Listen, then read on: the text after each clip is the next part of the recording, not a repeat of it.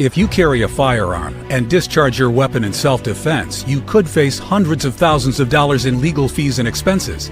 So carry the protection of CCW Safe, Self-Defense Legal Services membership. Upfront payment of all criminal and civil defense costs with no out-of-pocket for members.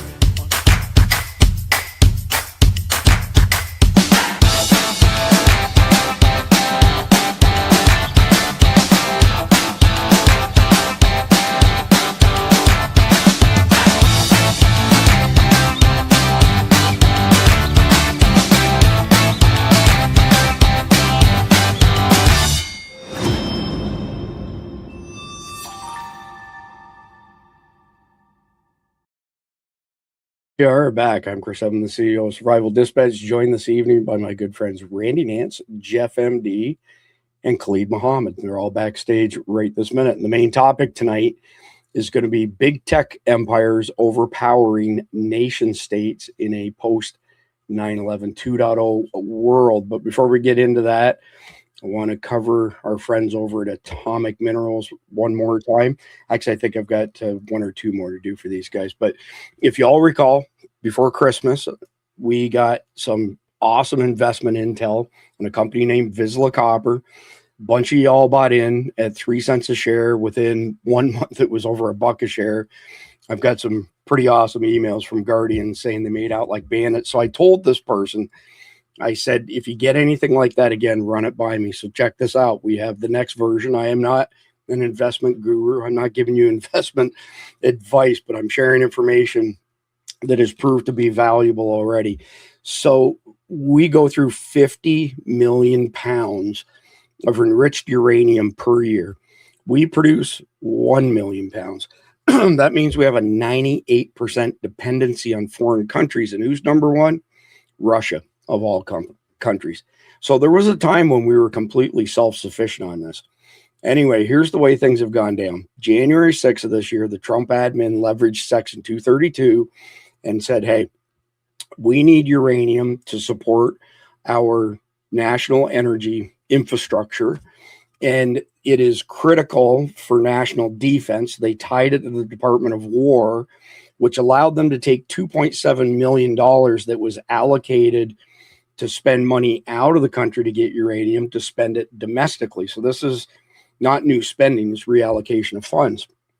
Now, here's the interesting thing. So it's meant to ramp up our own self-sufficiency on uranium. Well, these guys right here, Atomic Minerals, and there's a link down below, and you can see the stock ticker symbols up here. They, just like Vizsla Copper, right? Vizsla Copper bought into this bunch of silver mines, made out like bandits, made billions of dollars. Then they did the copper thing. That's taken off. These guys here at Atomic hit a home run with another project, took that money, invested it into uranium. They have 4 uranium projects, 3 in Colorado, 1 in East Utah, that they own 100% of. And they must have had a crystal ball and seen this coming, because as soon as the federal government said, well, we're going to spend $2.7 billion on this, these guys became a whole lot more interesting to a whole lot more investors. So anyways, they're perfectly positioned. They've done it before, just like Vizsla. Check them out. Atomic Minerals, atomicminerals.ca, link down below, stock tickers ATOM or ATMMF. ATOM is in Canada, by the way. And with that being said, let's get all the boys on stage here. And I think we're going to go directly into the conflicted question, for that matter. Gentlemen. Sure. So do you guys know where we got this AI version of Khalid? I mean, I see, we can't show a face because the AI is not strong enough to portray him as an actual individual. But whoever came up with the idea of doing an AI Khalid, hats off to you. Good job. So Khalid's had some, Khalid is actually here. He's had some facial surgery, and he says he's going to come back at 10, Go ahead, Khalid. Yeah.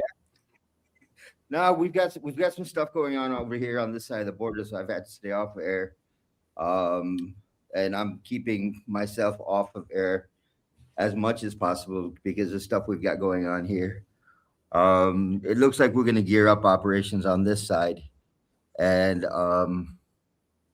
going to get hostile on this side. The UN report came out today that the Taliban Pakistan is a regional threat. And then we had our defense minister give a very hostile speech in the National Assembly, the parliament, that we're going to kick things into gear before Ramadan. So what we were planning on starting after Ramadan looks like we're going to be starting beforehand. Right on, but appreciate the update. So here's an announcement, by the way. Tonight will be the last time of the conflicted question. We've been through all of the card decks twice now over the course of the past 4 years, and it's time to shake things up a little bit. Tomorrow night, Mike Glover, Jake Lang is going to be a little bit of a shoot from the hip type of episode. Friday night, I'm rolling out a new format where we're going to cover the main topic first, and then everything else after that with a few other changes. And then Monday will be full steam ahead on the new format. But here it is, the last conflicted question for the foreseeable future. In late August of 1859, that's wrong, it was September 1st, 1859, a solar flare sent a coronal mass ejection directly towards Earth, taking only 17.6 hours to make the 93 million mile journey. This blast of energy fried telegraph lines, telegraph machines, and telegraph operators. And if a similar type of CME were to hit us today, it's guesstimated that it was at an X5, basically. It would absolutely destroy the world. I mean, all of our electronics and electric stuff would be permanently damaged. It would probably put us back into at least the early 1800s from a power perspective. So those types of events typically happen once a century. We're way overdue. September 1859 until now. And when conflicted guys made this card, they said in 2012, an estimated 12% chance of a similar event. There's actually much higher percentage chance of this happening over the course of the next few years. And here's the deal with CMEs. When they hit the ionosphere and travel around the world, everybody is impacted at an equal level. So with that being said, this type of event could collapse modern civilization as we know it. Would you be ready? It's going to be an interesting one. So let's get right into the first stuff here. We're going to dive in on the El Paso air traffic closure this morning and the cartel drones. We've got some additional periphery intel to share with y'all, but let's just start with this 25-second video. The temporary closure of airspace over El Paso. It's now been lifted. The agency said there is no threat to commercial aviation. All flights will soon resume as normal. This comes hours after flights in and out of El Paso International Airport were closed, with officials citing special security reasons. So this is good news, but the mystery remains. For those people who are heading home from El Paso, maybe you want to turn around or call your local airline. So we know what happened now, and let me just show you this here. So several drones operated by the cartels in Mexico breached American airspace overnight near El Paso, with electronic warfare measures being utilized by the U.S. Army at Fort Bliss to down the drones, resulting in this morning's temporary flight restriction issued by the FAA. Mexican cartel drones breached U.S. airspace. The Department of War took action to disable the drones. The FAA and DOW have determined that there is no threat to commercial travel. An official with the White House told News Nation. So that is what's called an HPM, which is a high-power microwave machine that essentially smokes electronics wherever it is sent. And here's reportedly footage of the drones over El Paso last night, 35 seconds. And there's no audio with this, but you'll see the drones. You can see them all in this area here. It's not exactly the best footage, but it's definitely, as you can see, it's over the city lights. So it is into El Paso. I'll go ahead and pause that there. And I want to get everybody's input on this based on what we know. So, and I'll share a couple things quickly. Number one, we've heard rumors for a long period of time that we were running ops inside of Mexico against the cartels. 3 weeks ago, I was giving concrete firsthand intel indicating that we've been engaging the cartel on the Mexican side. Most of it launched from our side, but hitting them on the Mexican side. So things are imminently going to heat up. The Trump admin is saying that we are now stopped 97% of the drugs coming into America. I don't know that I necessarily believe the number is that high, but Jeff, I want to come to you first on this. Your thoughts on the measures that we put in place. How much of an impact has it had on cartel drug and human smuggling traffic, in your opinion, just to speculate? Well, I think he's had a huge impact, right? So far, especially along the Texas side, because they rely on sending people over, across the river. Now, in Arizona, New Mexico, to a lesser degree, but also in California, they do a lot of tunnels. And, that way they can smuggle their drugs and smuggle people, and they're not out in broad daylight. They're not visible to drones and aerostats and things like that. Tunneling under the Rio Grande is much more complicated. It's not to say you can't do it, but if your tunnel leaks, you have a problem. So I think they've been pretty good at really shutting it down. And when I worked the border, and this was before Biden, obviously, it was fairly wide open then. It was under Obama, but they still tried to stop people. Then under Biden, they didn't do shit. I mean, they didn't do a damn thing. And they welded the doors open. Now with Trump, they've hunkered down again. They've deployed, I think they deployed the 1st Infantry Division along the border. I actually ran into some of those guys one time driving back to visit my daughter. They've had the Texas National Guard down there. They've had armed troops on the border. And the cartel, as badass as they think they are, they're not going to mess with those guys. Well, I can tell you that there have been some encounters between us and them where the cartel members on their side of the border have been giving our guys the finger. And about 24 hours later, they weren't giving anybody the finger. So, Randy, your thoughts on today's air traffic stuff? Well, since it definitely was probably a national security issue, we are not going to get they're not going to just come out on the news and tell, oh, this is what happened. But clearly we see those drones, so we know that. And didn't you show a video?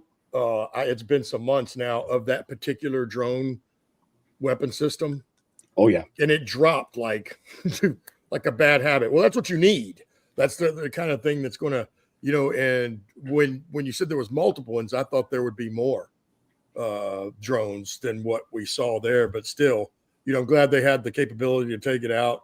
Again, we're not going to get the truth about it, but as we saw now, as the whole world has seen since October 7th and the Maduro thing, that we've got weapon systems that haven't even been seen yet. And believe me, I don't know because I'm not read onto those projects, but there's plenty more. Guaranteed. Yeah. We have plenty more that none of us even have any clue about. And if I was those idiots, I mean, I would have got the memo from the Maduro guy. Well, all of them died, but there was some intel that came out from that about what happened.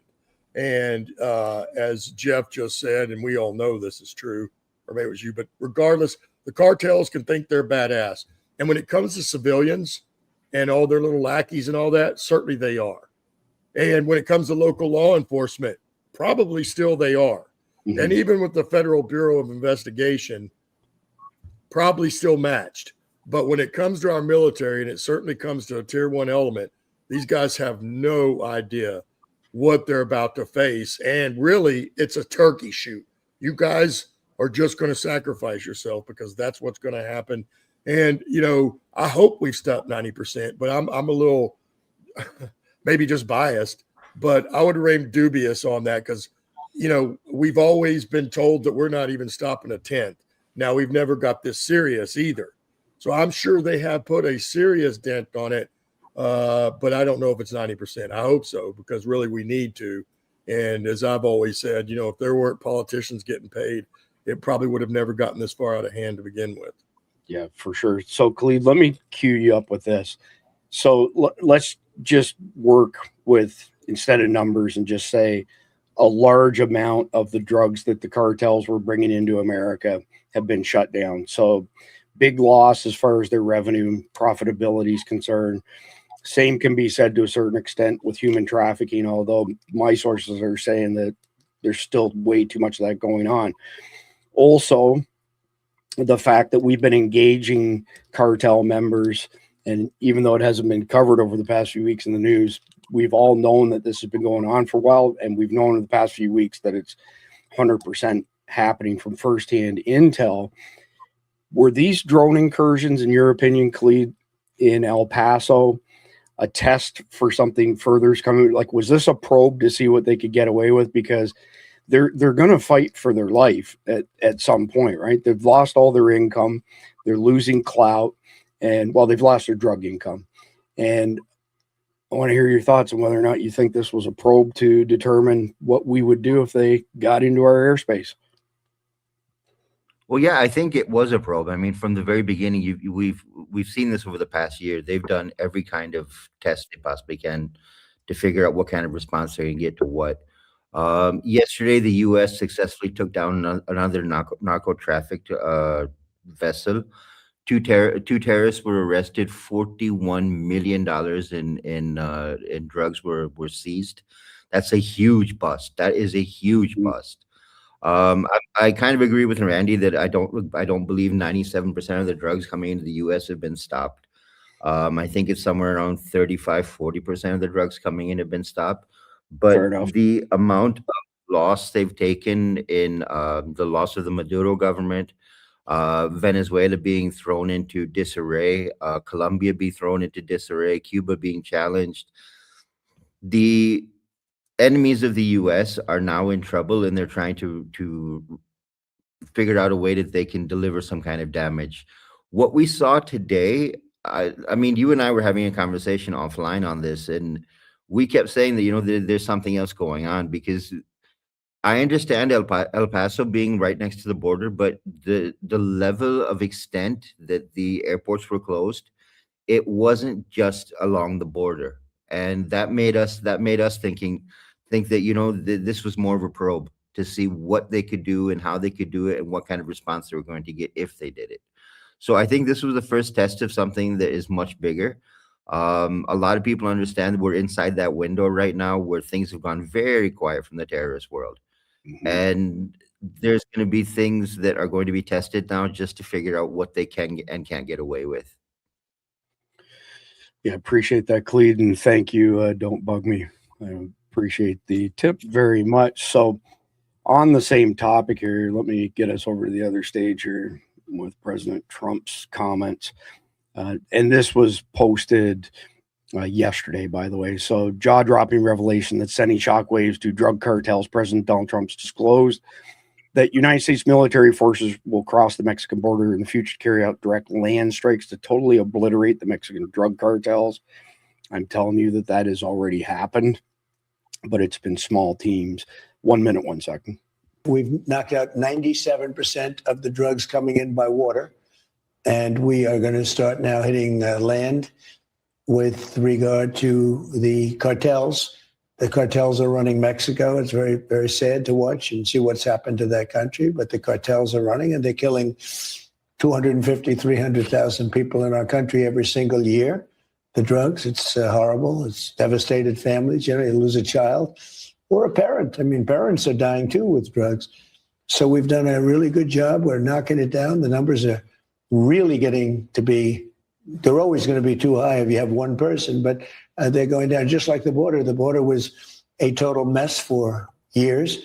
I did it the first time very quickly, and this time I did it even better because this was a bigger mess. This was a border like no other probably in the history of the world. There's never been a border like that when anybody could just walk into your country. The border's ostensibly really closed now. Closed. You can't come in. And nobody comes. Nobody even tries. So, Jeff, first question for you. What's your take on the legality of us going into Mexico versus, call it, the moral fortitude to cross the border into Mexico? Not an attorney, certainly not an attorney in international law, but I think it's within the president's authority under his, he's the commander in chief, and he's got to do what he has to do to defend the country. And the drug epidemic and the drug trafficking and the human trafficking is a clear and present danger and a threat to the sovereignty and security of the United States. He should be able to do whatever he has to do. I mean, we're taking out the drug boats. What's the difference? Couldn't agree more at all. So, Randy, I'm curious what your thoughts are Do you think this type of decisive action opens a Pandora's box of unintended consequences, or do we just wipe the slate with these guys?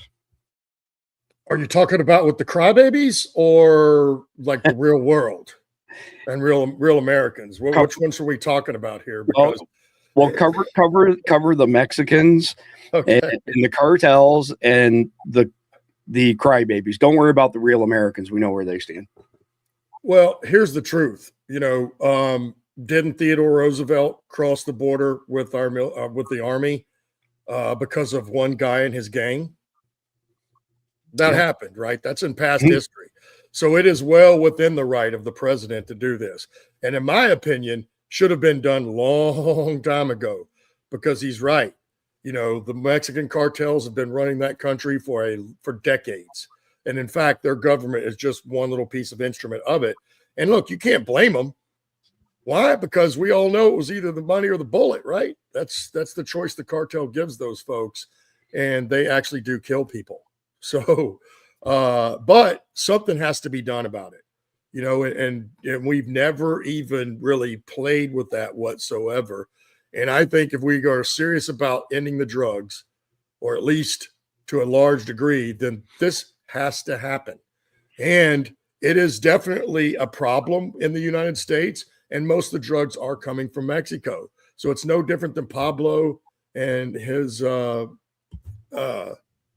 wasn't pot. Yeah, it was. And his gang back in the 1800s or 1700s, whenever that was. It's no different now. It's just a bigger gang causing more trouble and even more deaths. And really, as I said, should have been dealt with a long, long time ago. Now, as far as the Mexicans, I would bet that there's a fair amount of Mexicans over there that would love if they would get rid of the cartel, right? I mean, we all see here what Portland looked like and what Minneapolis looked like. That doesn't look fun for your average citizens trying to just live your life, go to work and raise your families and pay for your groceries. So I would bet that there's a fair amount of them that would like if there wasn't so much corruption in their government, and running things. Because again, life is cheap in Mexico. They will kill you for no reason at all. And so, yeah. So the crybabies, of course, they're going to cry and say this is illegal and everything else. That's all they ever do, but none of it's true. There's not let's go back for 30 years. There's not one little cause, not one little slogan, not one movement that they've ever come up with that ever stuck and survived, because they're all fake. They're all fake, designed for one reason, for them to gain more political power. And that's really all there is to it. Yep. True story. So I want to address this quickly from Stuart. How do you all feel about the free Narcan availability? I'm sorry. That's who we were talking about. My bad. You can go to this website, nextdistro.org, and I'll put the link in the live chat right this second. And what you do is you choose your state, and I'll show you that right now. The link's on its way to all the live chats.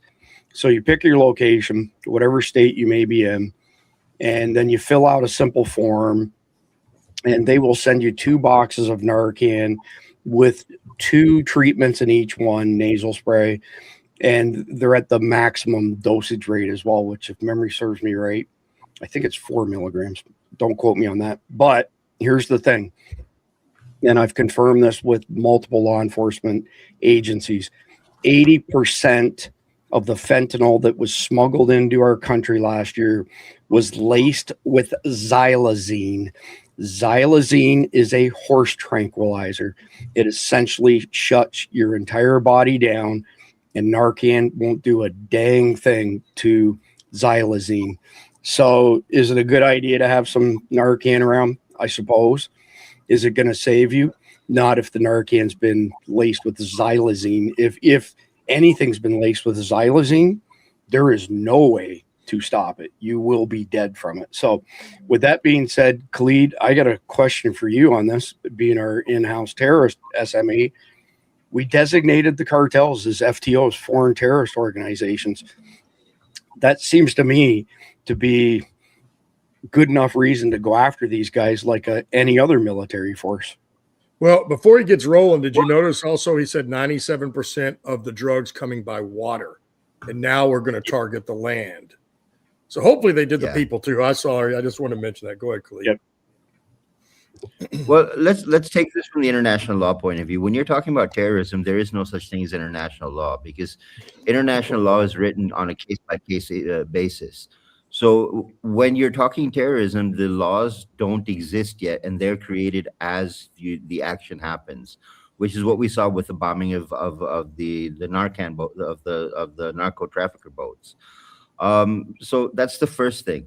The second thing, when you look at it, is when you call every drug smuggling organization, every cartel, a foreign terror organization, then you are open to using the military force of the United States to take them out as a national security directive. That's something that we need to keep key in this conversation, because when Trump made that decision, that was the biggest decision he could have made in his administration. When you declared the cartels a foreign terrorist organization, they became like Al-Qaeda, the Islamic State, Hezbollah, Hamas, and all of these organizations are making money from these drugs. Once you have declared them that way, you are now legitimately able to use military force against them. Now, when you look at how Mexico operates, the cartels have infiltrated so far into Mexico that not only are the politicians narco-politicians, but the military is a narco-politician. And when you look at how that operates, the only way you're going to get rid of the drug flow into the United States is taking out every single port of entry that they have. Then you've got to go after the politicians that are making money off of this inside the United States. And one mistake we've made, and this is something where I come down pretty hard, the Department of Justice made a huge mistake. And when they didn't go after Epstein and they didn't go after the child trafficking, they left a precedent open that says, you can human traffic, but you cannot narco traffic. You need to close that door as well, because that's also a national security issue. And that also needs to be dropped into the foreign terrorist organizations. Yeah, so I'll just quickly add on this because somebody mentioned it in the live chat. Yes, the Mississippi and all of the rivers that feed the Mississippi are a major problem for child sex trafficking, human trafficking. Sean Taylor is an acquaintance of mine from Tennessee, spent 12 years investigating it. There's probably about 4 dozen of us who've been sitting on the evidence for a couple of years. Suffice it to say that barges come up the Mississippi, then they go down the Tennessee River, the Missouri River, that have victims in them. They pull up to a waterfront property at night. They unload them. Those homes are essentially processing centers, and then they take them out through tunnels to get them into vehicles for the last mile. If you leverage all of the entire, Mississippi and its feeders, you can get to approximately 60% of the lower 48. So yes, it is ongoing, and it has not been shut down, at least not from the intelligence we've been getting out of Tennessee in particular. So next one up. So we had another mass shooting in Canada, and listening to the Canadian police was a total joke. A gun person wearing a dress. Then they called this thing a her. Then this thing, by the way, his mother was a trans right activist. And guess what? She was the very first person he killed. So we're taking mentally ill people.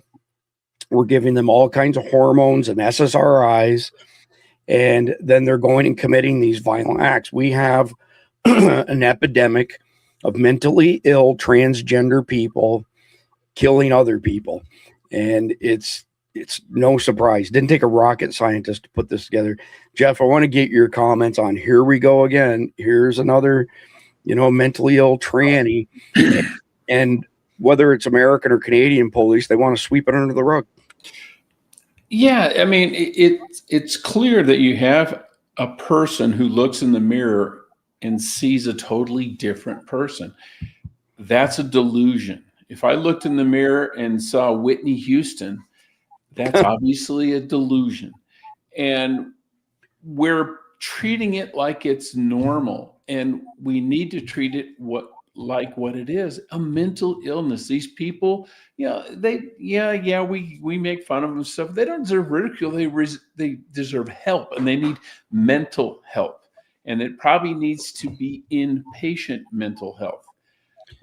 But and so we need to recognize this for what it is. These people are mentally ill. It's no different than being schizophrenic. It's no different than being freaking homicidal maniac. And they need to be treated as such. But at the same time, we need to keep an eye on them and not let them have access to weapons. We're not supposed, if you're mentally ill, you're not supposed to be able to buy and possess guns. Exactly. It should be crazy people control, not gun control. Without that crazy person, the gun would not have killed anybody. Right. But I can guarantee you, without the gun, this crazy person would have killed somebody somehow. 100%. No question whatsoever. Randy, your thoughts in general on this epidemic of trans shooters and killers and mental illness? Well, as you know, I think that this was just part of the plan, right? If people don't think now, all the regular people down here are divided to a small degree now, but here's reality. It's what I've said all along. The people that actually planned this out are very, very smart individuals. They knew exactly what they would do when they started doing this to the youth. They knew for a fact it would become a fad. And then the problem is, these people are, in some part mentally ill. And without treatment, mental illness does not get better, ever, of any kind. So, once you twist that person off, you don't know where that's going to go. But I don't know. That's probably at least the 10th, right? Mass shooting, the last 10, right, have all been, maybe more, have been transgender. That tells you right there it is a serious mental fracture. And at some point, they're not going to have any problem picking up a gun and going and killing other people because now they've already been abused. And at some point, they're going to figure out that this wasn't a good thing for them. And now they've thrown their whole life in the trash can, essentially, over again, another fake cause, another bull crap story. And then they let our youth right to this. Yeah, and the hormone treatments in particular, right? Oh, man. Completely destroy these people's. They did outlaw that, right, for kids or something, didn't they? Or literally something the last couple of days they said, or at least maybe the Doctors Association and something else in the medical industry came out and said that they shouldn't be doing that until people are adults. Yeah, I'm not sure who did, but there's so many activists in this area that they will do whatever they think, whatever they want to do. It's insanity, Chris. It's insanity. 100%. Khalid, I mean, give me your thoughts. Do you guys have this problem in Pakistan? I'm going to guess no. Well, the problem we have in Pakistan is when you actually declare yourself as, a transsexual, we kill you. That's just the end of the game. There's no conversation after that. The problem, Chris, is that we had a auto pen president who allowed these things to become normal, allowed a medical condition to be classified as a social choice when it wasn't actually a social choice. I think it was today I saw in the newspaper that someone who had gone through gender reassigning surgery had gone back and sued the doctor who had done it and won $2 million because they weren't properly counseled on the fact that what the hell was going to happen to them. And they walked away with $2 million, but now their gender is no longer what they were born as. This is a mental illness, and the understanding has to be that this is a mental illness. And I'm just wondering, instead of shooting your mother, why don't you shoot yourself and save a bunch of other lives instead? Because you're the one that's confused. So, take your own life, put an end to the problem, and solve all of the issues. What's the technical term for self-inflicted BFE, Khalid? Do you want to stew on that? Think of that one. Think about it. Stew on that one. Get back to us on the self-inflicted BFE, because I think it deserves an acronym. Well, apparently there's a certain amount of a percentage of these folks, and it seems to be fairly high, that don't think of it that way. They're going to go now take it out on the world or wherever they can instead of just offing themselves. Yeah, for sure. Yeah, for but sure. Randy, it's not the world's fault. I mean, you look in it's like Jeff was saying, if I look in the mirror and I see, and well, that's my problem, not the world's problem. No, I don't mean that they're gonna, but that's who they're gonna inflict it out on once they, just like this guy. At some point, I guess he fractured and said, "Oh, that's it, killed mom, and now I'm gonna go out and kill some more folks," and instead of just jumping off the building themselves. Yeah. Well, I think Chris hit on it. When you've got these people, okay, he's a guy, okay, and a guy has testicles that produce testosterone, blah, blah, blah. Mentally, he thinks he's a girl, and he's probably taking estrogen.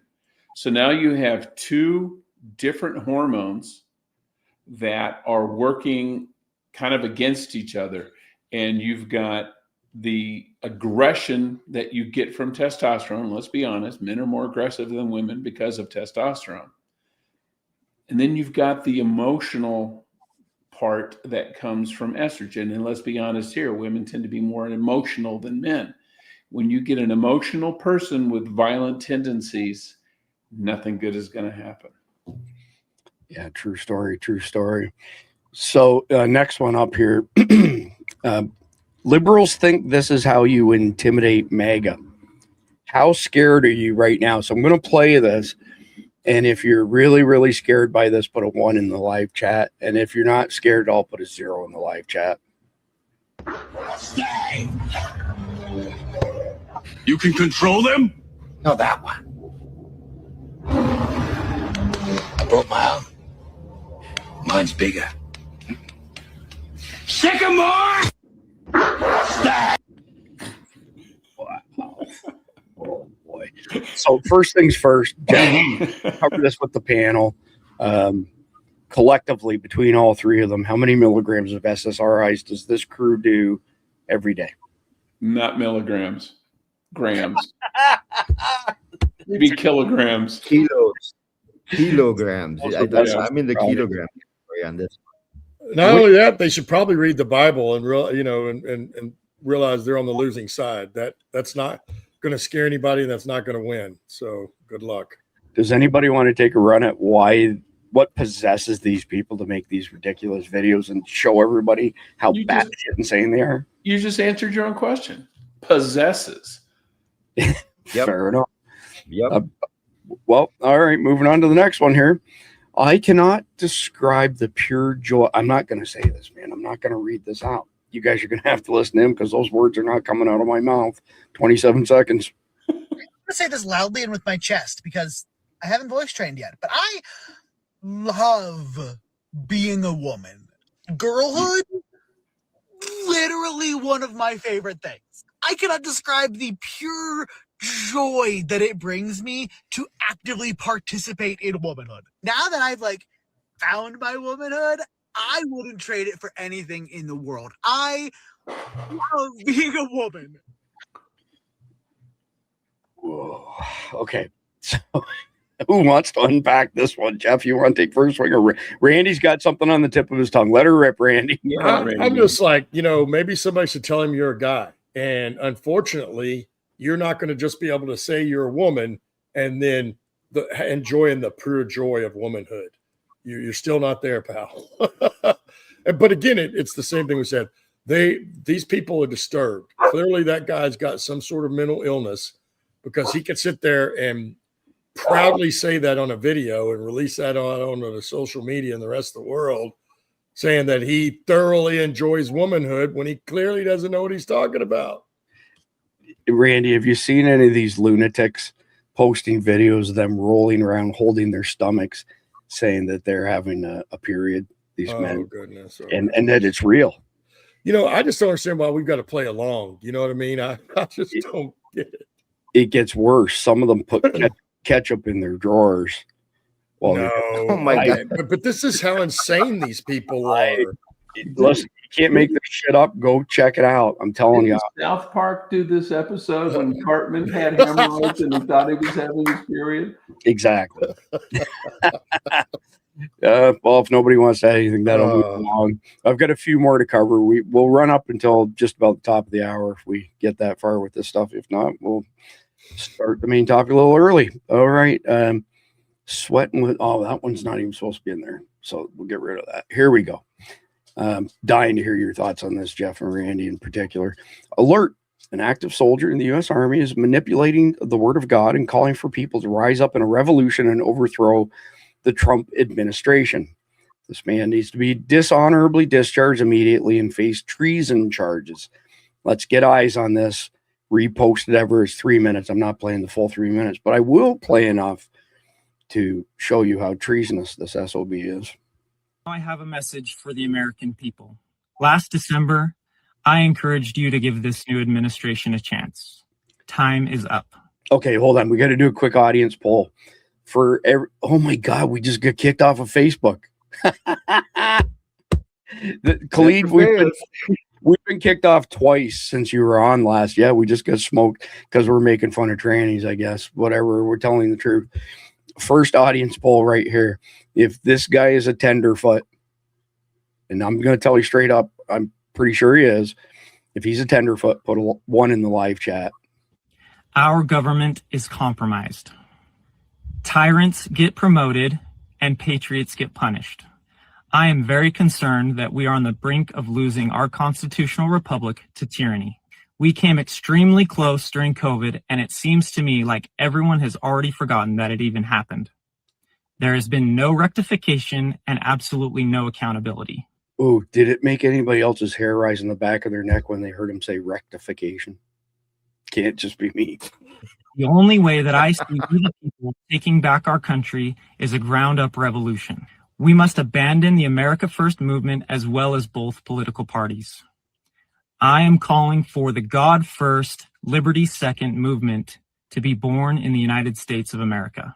This will take at least 8 to 12 years to accomplish. We must first take municipal seats, then county seats, then state seats, and then we will take back our federal government. If the spirit of patriotism burns within you, you are called to the work. For many are called, but few are chosen. We need those who otherwise never would have gotten involved in politics to step up and serve.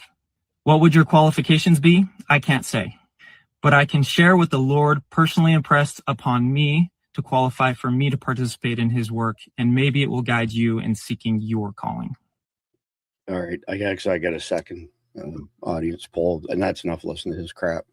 If you think the Lord told him to take the butt plug out of his ass, put a 2 in the live chat. Let's see how many 2s we get out there. Randy, you got to go first on this one, brother.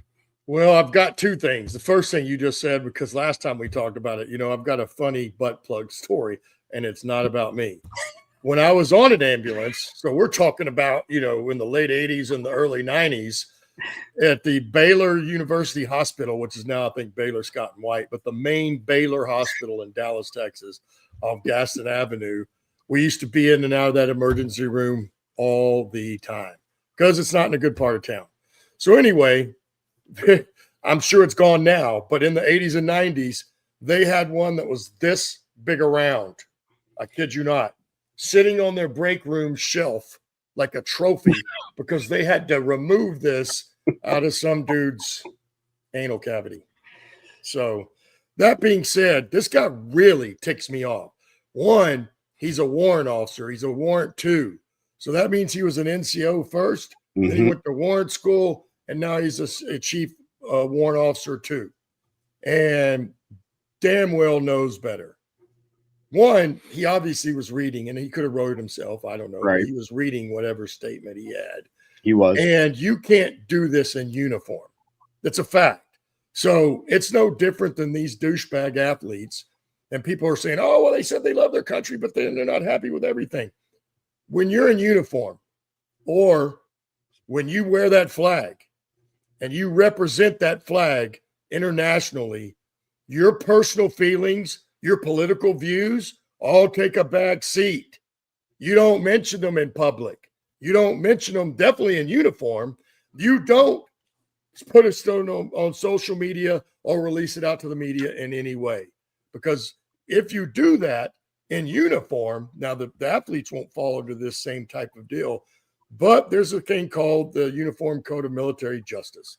And this guy's about to find out what that's all about. Because if they don't do that, It's no different than, this guy probably got emboldened a little bit by the seditious six. I would bet money. And clearly, I wondered if he was a man by the sound of his voice, but I don't know. Maybe he is. I thought we got rid of all of them that are not, or they're doing the transgender thing. But regardless, this guy has no business still being in uniform.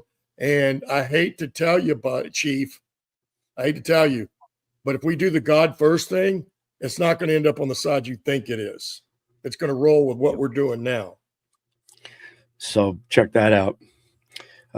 Help is available. You're seeing this because we removed one of your videos that's related to suicide, self-injury, or eating disorders. Click here if you need emotional support. So which part of that did you release? Which part did we click on that one? We didn't talk about suicide. We didn't talk about self-injury. It was when we were discussing the transvestite candidate. Oh, he had an eating disorder, I bet, and we just didn't know. Yeah. He killed himself as part of the attack.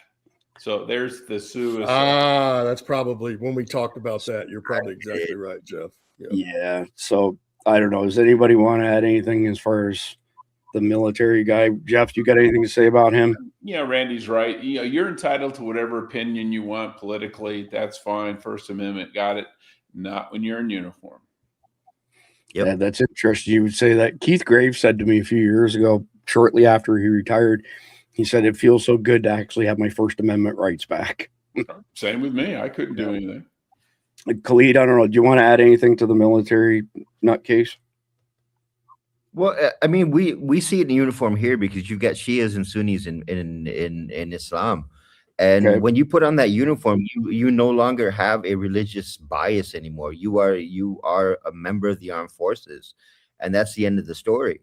And to see these guys in uniform making these stupid videos up, I'm actually wondering what the JAG Corps is doing, because these guys should be arrested straight away and brought up on charges, because this is a violation. It's like Randy was saying, the Uniform Code of Military Justice does not allow this.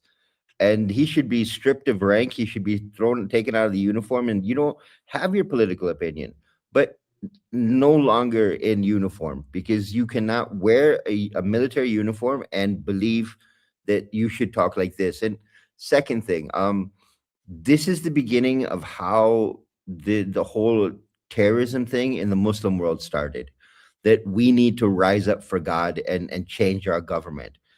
He's literally using that same script now for Christianity. It didn't work for the Muslims. It's not going to work in Christianity either. Fix your own line and let everyone else fix their own. Don't try and change people with your opinion. Yeah, I don't disagree one bit, Cleve. So a woman with TDS proves why we need Trump's asylums. We've been saying it here in Survival Dispatch for a few years. MAGA actually means make asylums great again. And here's your proof, 50 seconds. Hey, MAGA heads, you're next. You think Alex Preddy was the only white guy they were going to get? No, bitch. I'm going to make sure I hex the fuck out of you because you're next. They're going to take your guns. They're going to use your guns and they're going to put them to your heads. Stupid MAGA fucks. You are not invincible to this. This is another perfect candidate for a padded cell. Trump needs to bring back the asylums immediately, get the mental wards back in, call the warden, and get this one into a padded cell permanently. Like it's disgusting. This is full-blown mental illness. Yeah, it is. Jeff, you want to add anything on just another mental case here? I mean, I'm getting kind of worn out. I mean, she's one of a million whack job leftist cat ladies. Randy, Khalid. Well, unfortunately, 20% steals millions of folks. Right. Tens of millions. Yeah. All right. Check out the next one here. She refuses to hire, host, or do business with Republicans forever.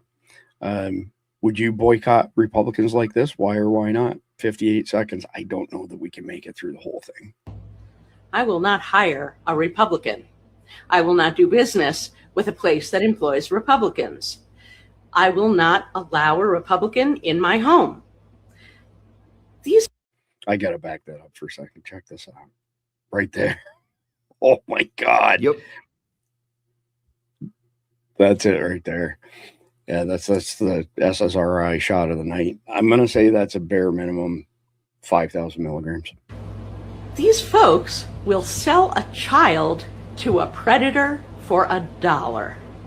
Why would you go into a place that hires these people? They have literally said that they don't believe in reality. They believe in alternative facts. You're going to let someone who believes in alternative facts do your taxes? Golly, there's some good screenshots here. That's for whoever thinks that this thing is demonic, put a 1 in the live chat. I don't know. Do you guys want to comment on it? I can't listen to the rest of it. I'm wore out on this stuff. I'm going to take that as I'm just going to say, she's not going to hire him. Well, okay, we don't work in coffee shops, and I don't go to Starbucks, so she's not going to affect me at all. There you go. So yeah, listen, I've got an addendum on this, Chris. Just an addendum on this. I mean, most of Hollywood is supporting, this idea, and Hollywood is all Democrats. And if you really think about it, really, I mean, and they're really, all satanic, apparently. Yeah, and As they're all come out- satanic. as So as it's you're all come talking out. about Yeah. Republicans. You're talking about Republicans doing this when it's actually the entire Democratic Party that's involved in this. And your problem is with Republicans who have brought the Bible back and brought back God into the government, because all of a sudden you can no longer sell a child for $1. You can no longer do what you have been doing for decades now, because you're all scared to death of going to jail and being, strung up by your private parts. right. By the way, we've never monetized Facebook or anything. I just got an email. Your page Survival Dispatch didn't follow the rules, so it is no longer being suggested to other people. All content on Facebook must comply with our terms of service and community standards. These are our high-level rules against sexual, violent, or profane, hateful content. Either delete whatever to get your recommendations back. And oh, by the way, we have turned off your ability to make money. I never knew we had that ability in the first place. I don't really give a shit about anything that's meta related, but wow. All right. The sad part is, because Facebook's the same way, they will censor all this, but they won't censor the stuff that actually needs to be censored. Yeah, absolutely. Bunch of Silicon Valley homos. Anyway, next one up here. Why do you people always want to blame the left when it's always you people? It's always you. This is freaking crazy. I am not playing 2 minutes of this nutcase. Why do you people always want to fucking blame the left when it's always your people? It's always you guys. Oh my God. Well, it's the problem with these people. They're so mentally fractured. They live in an alternate universe where everything's backwards. Nothing that we say is true. It's insanity. I'm not even going to play any more of it. But if you think that any one of the four of us could do a better job of her haircut, put a 1 in the live chat. My money is on the four of us. I mean, I have bowls that don't have crooked edges like that. I'm pretty sure I can beat the shit out of that haircut right there. I'm just saying. All right, last one up. And this one's funny, not funny, but we'll get into the main topic right after this. When you still live with your mom at age 30, 37 seconds. Yeah, that's that monster, that's that problem, baby. When you get it don't drive you crazy. When wide and violent,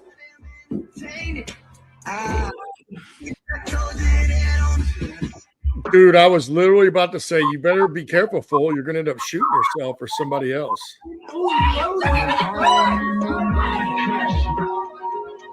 You guys want to see that again? Here we go. And then his mother breaks in. Mommy. I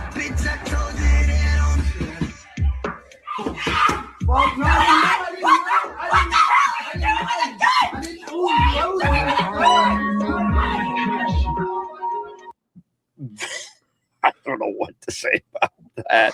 Does anybody want to take a crack at that? Well, yeah, I knew he was going for trouble because I saw the finger in the inside the trigger guard, and I saw a snapshot. They put one of these things on X and was trying to get people to say they weren't happy with it because there was a black family, man, wife, 2 kids, and boy was about 12, girl looked about 13, 14. And they go, "Does this picture bother you?" And my response was, "Hell no." The kid showed, and the kid had great trigger discipline. The weapon was safe. He was handling the weapon safely. He was pointing in the right direction. I go, "No." Apparently, his dad had taught him well. We need more people like this. Love it. Great comment. Khalid, Randy, you want to comment on this clown? I don't know. There's much to comment on. It's just dumbass. I think the joint in the left hand and the gun in the right hand was the key to what was going to happen next. Well, it was pretty obvious. Anybody dancing like that and playing with a gun, it always ends up going off. Let's just throw one more audience poll out here before we get into the main topic. If you believe that kid had a Wigger, Wigger, Wigger complex, put a 1 in the live chat because I'm pretty sure he did. All right. So tonight we're talking tech empires overpowering nation states. In other words, corporations surpassing governments, dominating economies, surveillance, and even diplomacy. So 2026, we have a high risk of 9/11 2.0 and other terrorist attacks, especially with the multi-city complex coordinated attacks on the immediate horizon. So it doesn't take a rocket scientist to figure out that a major attack will trigger the Patriot Act 2.0 on steroids, accelerating big tech and government surveillance power. So preparedness now includes a whole bunch of things that they've been included for a while, but maybe a little bit more important things like off-grid comms, having an actual network of people like a mutual assistance group, a church group, a neighborhood group, and financial resilience against lockdowns. I think we're at that point where it's really, really important to, one, have cash, which may end up going the way of the dodo, and then having other things that are valuable from a bartering perspective. Could be silver coins, could be gold coins, could be anything that you could trade, like vices, cigarettes, alcohol, ammo, if it's the right people that you're trading with. But with that being said, when Khalid and I put together this 144 episode series, it's all predicated on everything happening after 9/11 2.0. When you have that piece of context, you can watch all 144 episodes by themselves. You can watch them in any order you want or not. It doesn't matter with that one piece. So since it's Khalid's first night back in a while, Khalid, give us the latest update on what 9/11 2.0 looks like and set the context for the balance of this broadcast. Well, 9/11 2.0, when we first started talking about it, was 10 to 15 cities.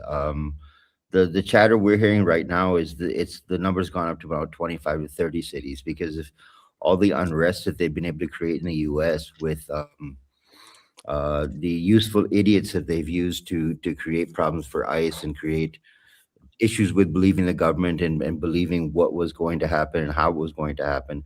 I mean, literally, we saw an Olympic athlete, an American Olympic athlete the other day during the press conference after his event talking about how it was so wrong what ICE was doing in the US. And I'm going, are you not looking at what's going on in Italy while the Olympics are going on and you're talking about what ICE is doing?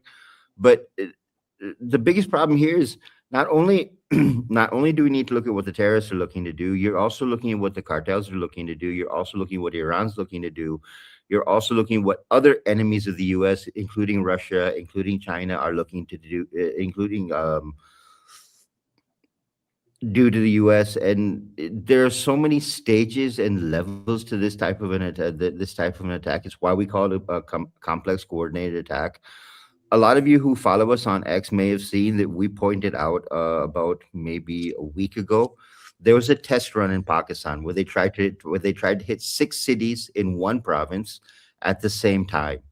And our military, because we've been at war since 2007, was very quick to react, and we took them out before they were able to do any damage. But the fact that they had loaded up huge trucks, and they're not semis, but they're very large moving trucks.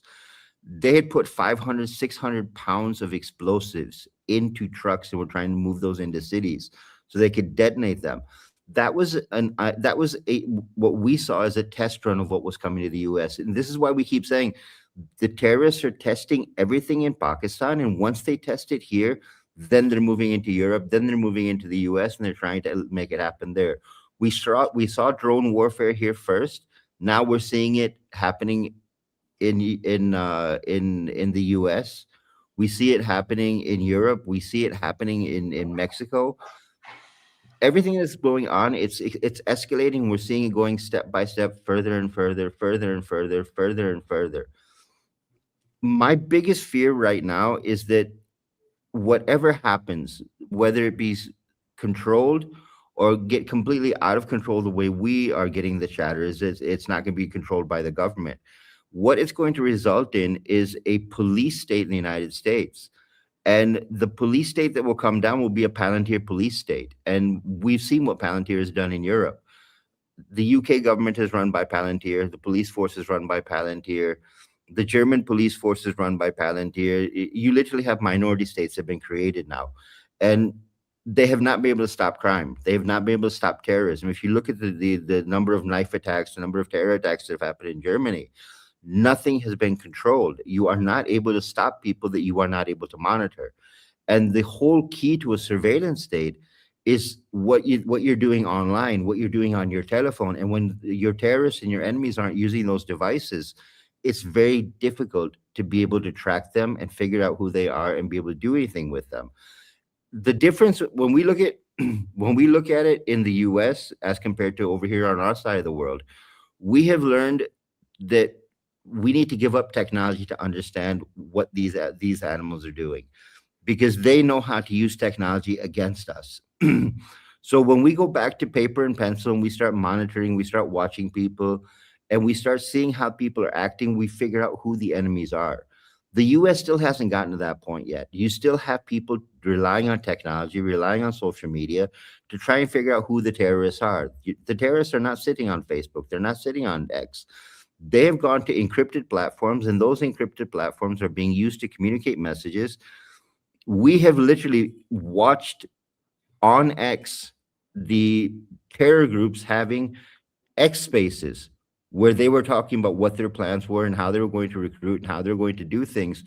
And big tech has done nothing about it. And we stopped going, technology is not an advantage now. Technology is the weakness that they are using against you. What's going to happen next is the hard part, because we know what could happen. We know what happened after 9/11 1.0, and 9/11 2.0 will open a door to allow governments around the world to track, monitor, shut down, take you out of communication platforms. Canada already has a bill in the parliament where they can, if they think you are a threat to the government, they can shut off every bit of communication device you have. Mobile phone, internet, landline telephone, they can shut it all off. Australia's already passed a similar law. The UK is working on digital ID. This does not solve the problem, because your enemy is not using these weapons. Your enemy is using paper and pen. They're using couriers. You're not going to catch them by monitoring technology. All you're going to do is take away people's rights. Yeah, well said, Clede, well said. And that actually gets us into the first segment, which is titled Surge in Surveillance Post-Attacks. So I'm not going to reiterate anything you just said, but I'll come to you first, Jeff. I want to know what your thoughts are on emerging AI tools and their role in expanding real-time monitoring of Americans. Yeah, they can make it very, very easy. Like we mentioned before, when Stasi was around in East Germany, it was something like 20% of the budget, 25% of the budget they spent on just watching their own people. With AI, you can do it a lot cheaper. And if you look at the capabilities and what AI can access, I mean, watching the Super Bowl, they had that Ring camera commercial about, the lost dog, and you can turn on all these Ring cameras in your neighborhood, and they'll look, and the AI will match the image of that dog with your dog, and you get your puppy back. Well, it can also do that with people.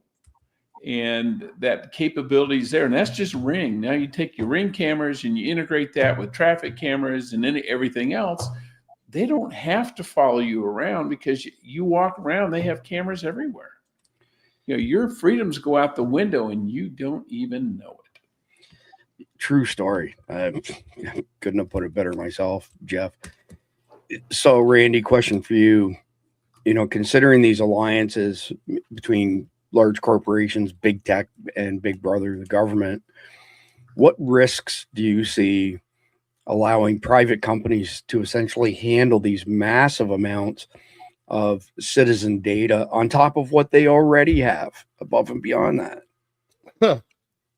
It's the same problem we would have with anything and everything that we've done that with. The corruption will take place.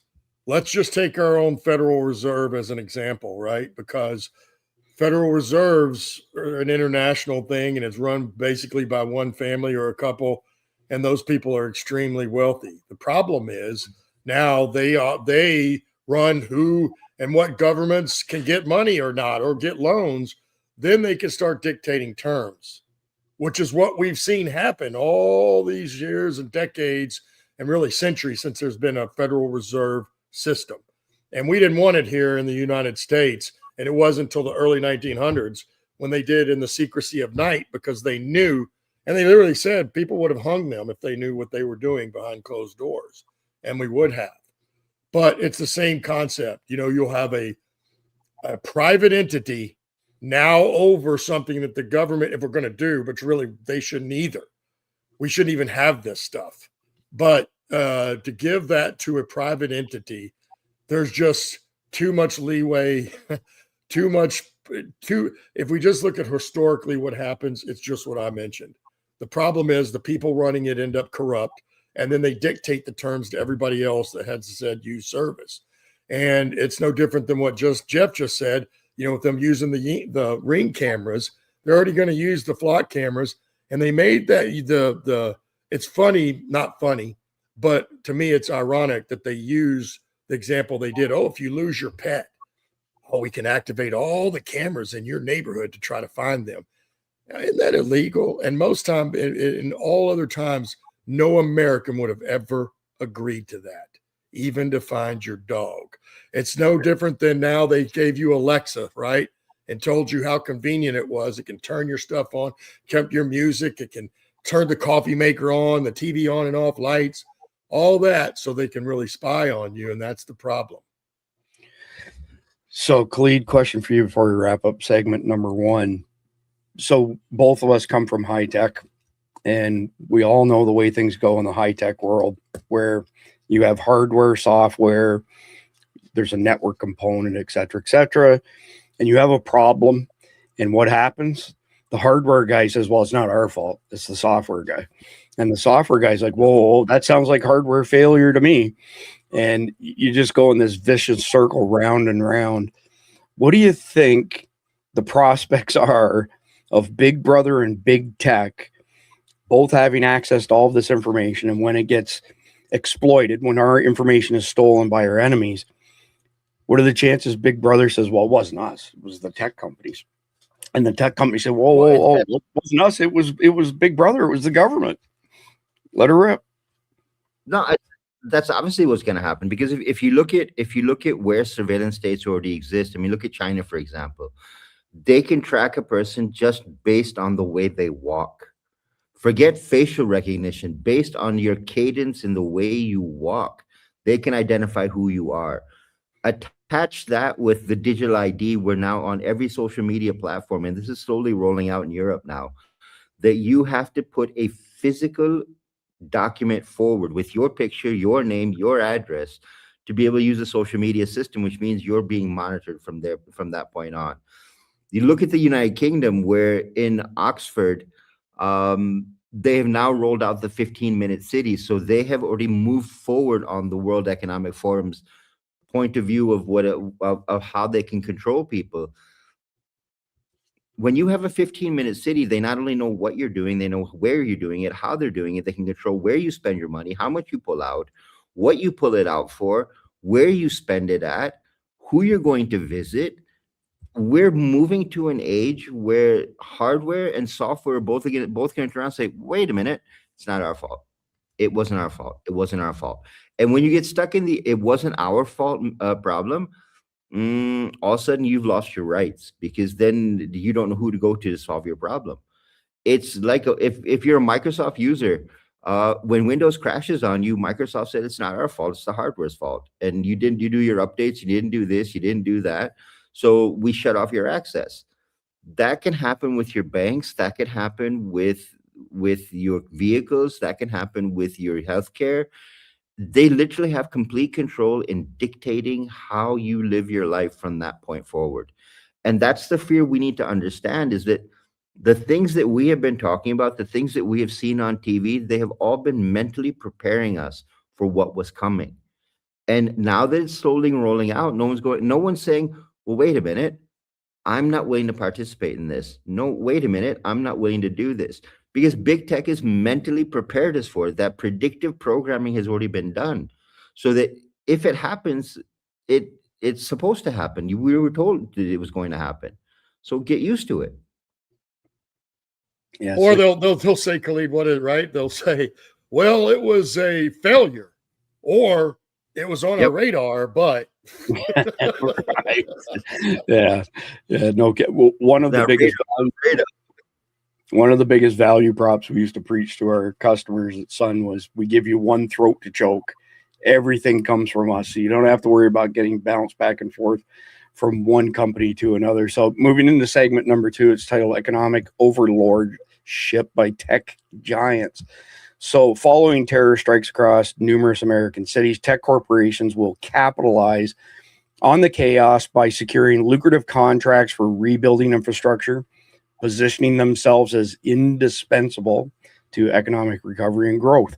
Their dominance will grow through control of critical sectors like cloud computing, data centers, outpacing traditional industries and influencing market dynamics far beyond national borders. This shift will amplify inequalities as smaller businesses struggle against the giant scale, while governments increasingly rely on these firms for fiscal stability and innovation in a post-crisis economy. So I will throw something in here. The prospect of the next big tech companies, whether it be, something social media like Facebook, something search related like Google, video related like YouTube, the chances of that happening in this day and age and going forward are very, very small, because they've gotten so powerful that pretty much locked out any startup from ever getting any mass. And if they do, they just buy them out when they're smaller and take them off the chessboard. And that's the end of that. So with that being said, Jeff, I want to come to you first.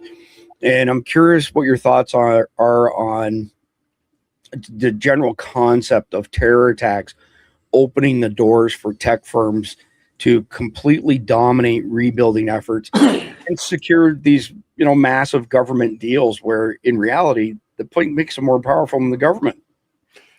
Yeah, because what they'll do is they'll use their influence with the government to get laws passed that say, before you can do anything, you've got to have these security layers in place. And who's going to be the provider of those security layers? Palantir, Microsoft, all these people. Your data is going to need to be secure. Your site's going to need to be secure. And then they'll do it. They'll do a forensics on the attack, and they'll find that the bad guys did A, B, and C. So there needs to be things in place to keep that from happening. That's going to require large systems that talk to each other, to cross-reference data over multiple platforms. Well, that isn't going to be a mom and pop startup. That's going to be the big guys, because they're going to be in a position, they're the only ones who can do it. It's like when you start a car company, the biggest hurdle to entry in the automobile industry isn't designing and building a car. It's getting it certified by the government. It's being able to crash 100 cars, to do physical crash tests to make sure it meets all the hits of standards. A small company can't afford to do that. They may make we're going to make 100 cars this year. Well, according to the government, you're going to have to crash 110 so we can make sure they're safe. There's the barriers to entry are going to be enormous, and only the big companies are going to be able to pay it. So that will drive the small companies out of the space.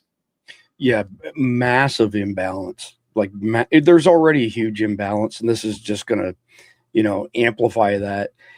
So, Randy, question for you is, taking all of that into consideration, you have to have the financial assets, you have to have the lobbyists, you have to have all these things to get these huge lucrative government contracts. Is there any hope for new companies, small companies, companies that are actually not shitbags like Google and YouTube and Facebook, or are these guys just going to steamroll the entire market? I think Jeff hit it on point, right? All the stuff you just mentioned are very costly, right? And then we also know you got to come up with the money to bribe these folks as well. Right. So who knows how much money it actually takes to win that contract. And you're small, as you well know, Chris, you're one yourself. The small companies aren't going to be able to keep up with that. They don't have the resources. They definitely don't have the finances, and they probably don't have the attorneys. So I would say that, this type of thing, all the small companies will definitely get steamrolled. Yeah, I couldn't agree more. It's not a pretty picture looking forward.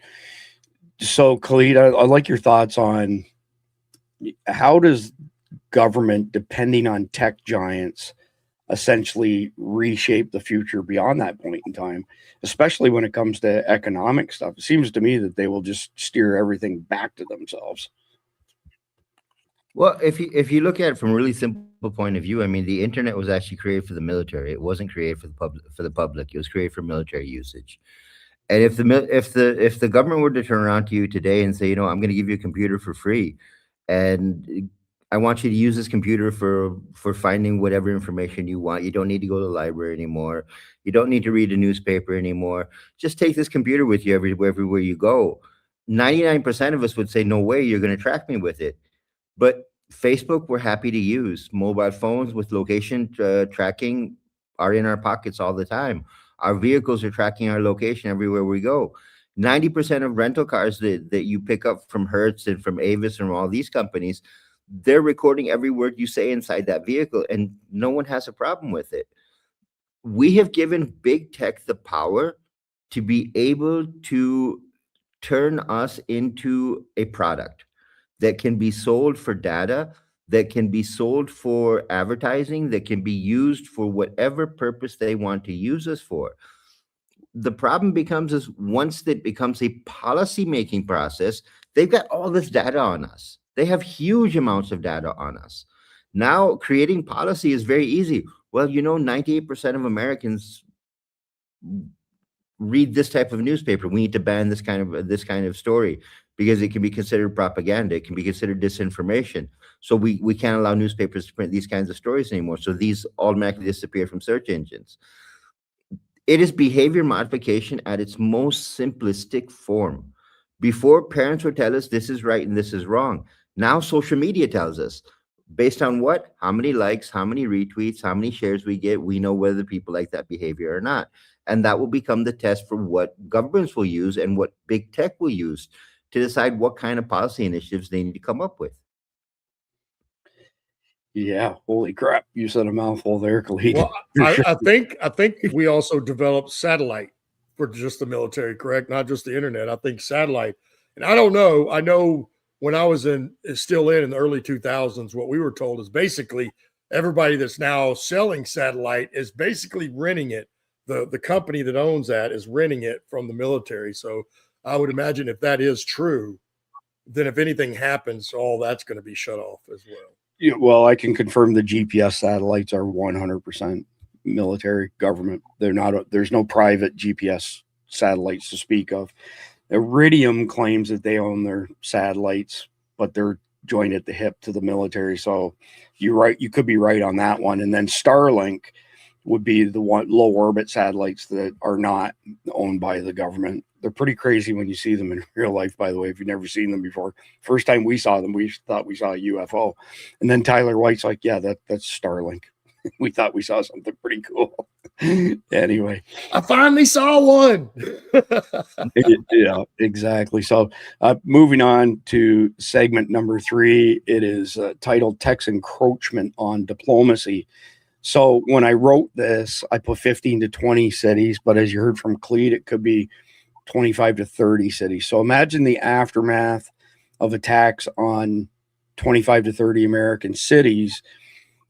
Tech empires are going to insert themselves into international relations by offering surveillance tech as diplomatic leverage. Palantir will be at the front of the pack, and that will reshape alliances based on data sharing capabilities. So in other words, countries that want to share data with us, well, that's going to be a tight alliance. Countries that don't want to, like the Five Eyes now, who are refusing to share intelligence with us, well, they're not going to be part of those deals. And the fear here is that corporations are going to bypass traditional channels, and they're going to negotiate directly with foreign leaders, foreign governments, and it based on them providing cybersecurity aid. And at that stage, they're effectively a parallel, government. They're parallel envoys negotiating on behalf of a parallel government. And we can't trust these tech companies. We know that. Just look at what happened during Charlie 19. Well, all kinds of people like myself got deplatformed, canceled, suppressed. Imagine when big tech is in control of the government and everything like this. Do no evil, my ass. That's the biggest crock of shit from Google I've ever heard of. That was their founding motto, do no evil. Yeah, okay. But anyway, this involvement will absolutely complicate state-to-state diplomacy and negotiations. The tech influence is going to sway policy decisions. And that means that there's probably going to be priority given to corporate interests over things like national sovereignty in any type of cross-border dealings. So, Jeff, again, coming to you first on this one, I'm curious what your thoughts are on what opportunities may arise for tech companies to influence international alliances through surveillance offerings after major attacks. Oh, it's a no-brainer. They're going to develop very in-depth, broad spectrum surveillance programs, stuff that looks at spending. It's not just cameras and following people around and stuff like that. It's going to be, they're going to be doing keyword searches on all the texts. They're going to do voice to text and do keyword searches on all that you talk about on the phone. And this is not new technology. This has been around forever. Now, the scale is going to be a lot bigger. NSA's had this capability for a couple of decades now. But it's also going to extend into how many miles you drive, where do you spend your money, what ATMs you go to, what stores you frequent. They'll put it in with license plate readers and say, even if they don't see you on the cameras or you've got an old car that's not automatically beaconed by its onboard Wi-Fi, that they can tell where you go and they can collate all that data. Now, that's a powerful, powerful tool, but it's also going to be controlled by the government. The export of it is. And so what they will do is they will get, whoever comes up with this, Palantir comes up with the system and they want to sell it to Germany. Well, that will then be, the State Department can leverage that. Or if Germany comes to the State Department and says, we want the Palantir system, they go, well, it's really got restricted military technology in it. You're going to have to apply for a license for that. But, if you share intel with us on these other issues, we'll grease the skids and you'll get it. Because we still have stuff that nobody else has and they want. Yeah, true story on that for sure. So, Randy, question for you. What kind of challenges can you foresee when you've got corporate agendas not necessarily lining up with government agendas, but they're both sitting at the table in these negotiations and discussions with foreign powers? Well, I think the first thing would be is what's it going to mean for the little guy, right? What's it going to mean for us whenever they've hashed out whatever they're hashing out? And I think that, you know, in this day and time, that's not even a consideration for them, right, in the negotiations. I don't think they really consider us at all anymore. I mean, we can just look at all those people up on the Hill right now, where, you know, we're trying to get this voter ID passed, where even 71 or 75% of all Democrats think there should be. The independents is a little higher than that, and I think conservatives is at 85%. So that's across the entire population. Everybody wants voter IDs, but them up on the Hill somehow can't get it passed. And now they're trying to tell us, well, it's going to take too much time, because it's all bull crap. They're worried about their own interest, and that's exactly what will happen in these negotiations. It will not worry about us and really how that's going to play out for the population.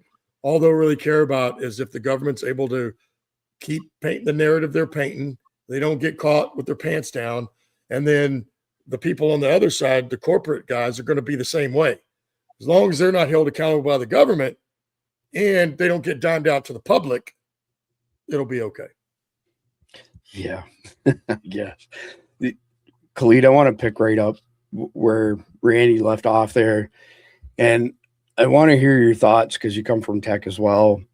When you have big tech and big brother are at odds with each other, and we're negotiating, whether it be domestically or foreign, I don't think the government has the balls to change anything to fight back against big tech, because it's one of the largest lobbies out there. But how do you see that playing out as far as whose agenda is going to take precedence? Is it going to be big tech? It's going to be big tech. I mean, we've been using a phrase for the past couple of months now, calibrated chaos.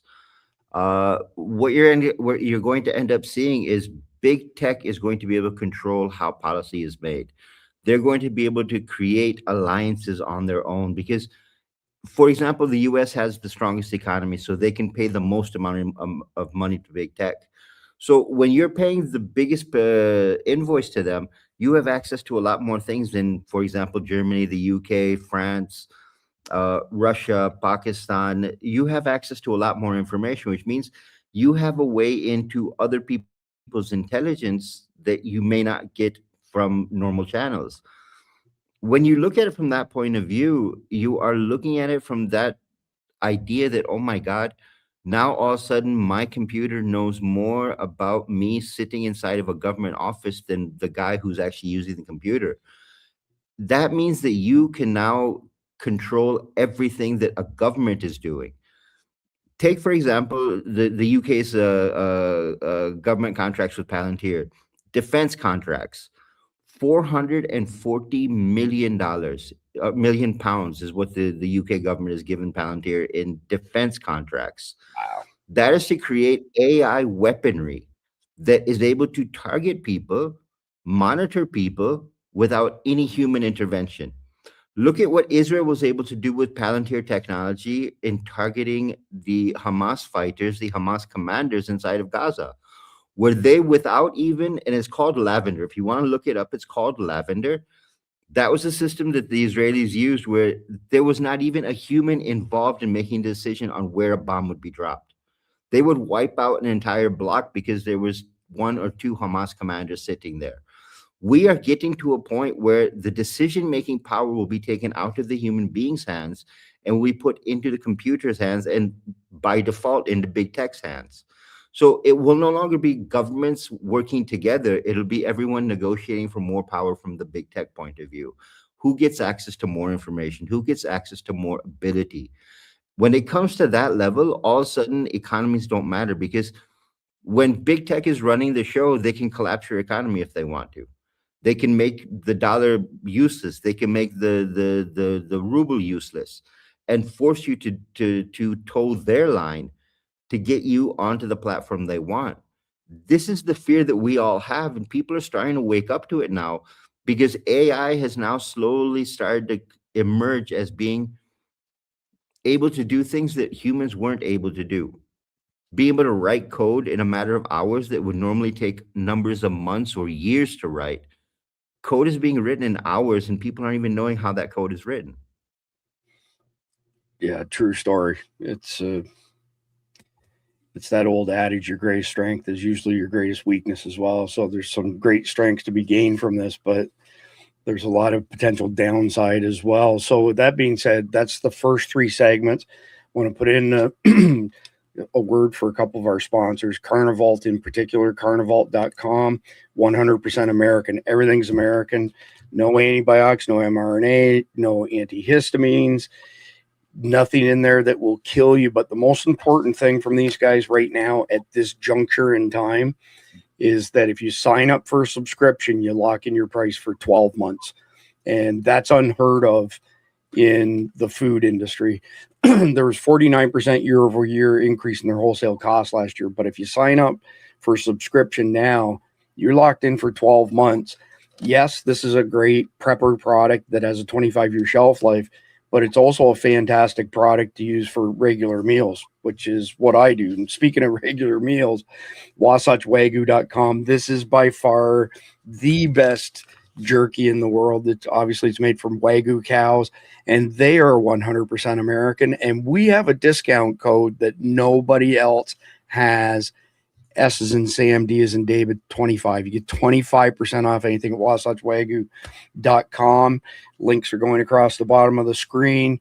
I will also add that if you spend $99 or more with Carnivalt or $99 or more with Wasatch Wagyu, and you forward your email receipt to support@survivaldispatch.com, if you are an annual subscriber to the Guardians, I will tack on a 30-day extension every single time that you do that.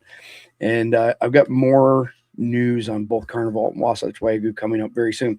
Segment number 4, transfer of power from governments to corporations. So coordinated terror attacks on this massive scale that Khalid has described is going to prompt governments to outsource crisis management to tech firms, handing over authority in areas like emergency response and threat assessment. I can tell you that's already started. And it's not a brand new thing, by the way. And as these corporations prove more agile with their resources, elected officials are just going to continue to cede more and more ground on policy making, allowing these private entities to essentially dictate standards in security and infrastructure. And this handover will solidify corporate sway where unelected executives shape long-term governance, diminishing public accountability in the name of efficiency. And that's not new either. You know, all of the big tech companies, once they figured out that if they had a presence in DC, that they could flex their muscles and have tremendous sway, they all do it. Every last one of them does it. And it's not for things that are better for us as Americans, definitely better for the corporations, bottom line. So Jeff, coming to you first again, I'm curious your thoughts on widespread attacks, 9/11 2.0, CCTAs, and the opportunity or the likelihood of governments being forced to rely on corporate expertise for crisis handling, especially in coordination, information sharing, all of those sort of things. Yeah, well, yeah, absolutely. I mean, they do now. You think about, your local police department, their TAC radio systems, all that, their equipment. They don't manufacture anything that they use. They buy it from corporations. And when it comes to a post 9/11 type of attack, they're going to have a vital, rapid requirement for this massive integration across multiple platforms, technologies, everything else. The government can't do it itself. It will seek that out from the private sector. And a lot of it is going to be information based. And so what we're positioning high tech to be the new defense contractors, the new Lockheed Martin, Raytheons, because they're not going to need surface to air missiles. They're going to need information. Going after these guys in the United States is not going to require so much of new military technology. I mean, a simple 9mm will do. You just got to find them. And that's all going to be high tech. And so they could supplant the defense industry as the leading power, where the government spends its money. They don't need an F-35. They need, they need another carnivore database. Jeff, has any of this stuff been covered in your books? Like, maybe just for a refresher for our audience, give them an overview of the books behind you as far as the topic matter. And have you included anything like this in any of your books? Well, the Black Sun Rising books are counter-terrorist thrillers, but it's about a group that operates outside of government restrictions. So, but they do have access to a lot of high tech. And because they are basically privately funded, they don't have to go through the acquisition process. So if they need something, they find it and they buy it. But it's, integrated information systems aren't new. I mean, we've been doing it for years, but it's going to get way, way, way more integrated. I mean, the police department can't just pull up on their computers and see what your electric bill is. They go to the power company. They have to give them they do a warrant or something like that. What you're going to see is all those things that have been available, but through a process, and each process for each thing is going to be different.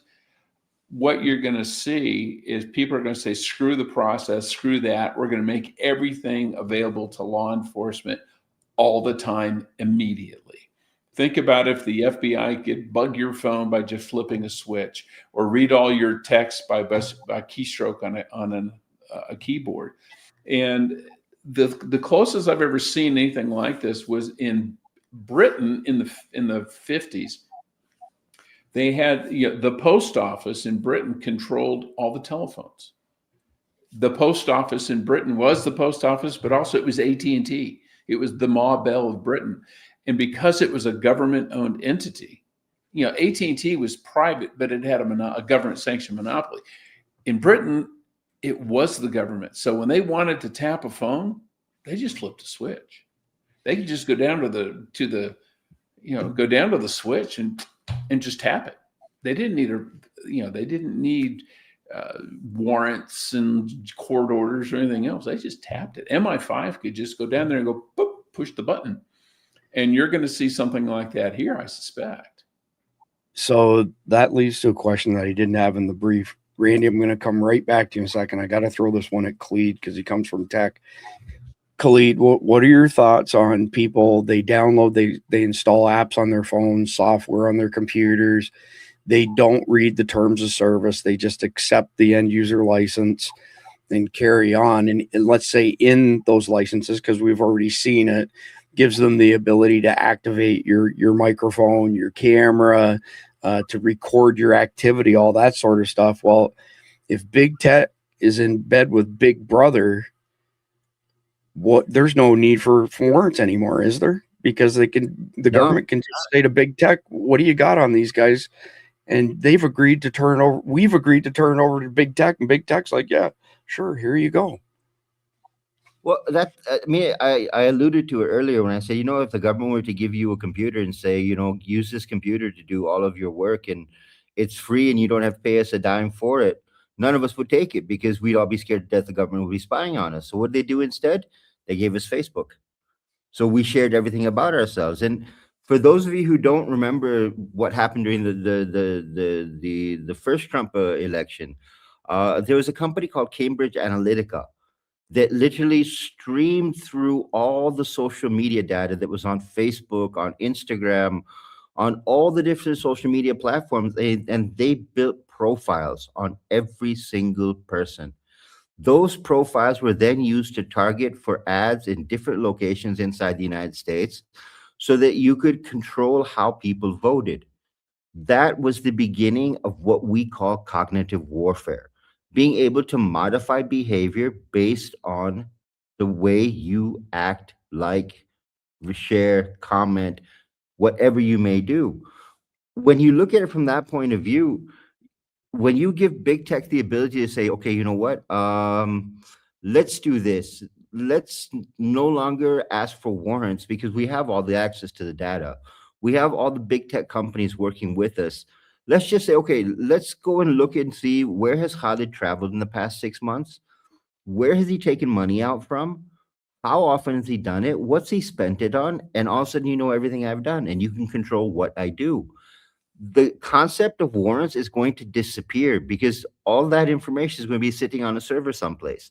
And all the government needs is your social security number, your driver's license number, and they can pull that data out.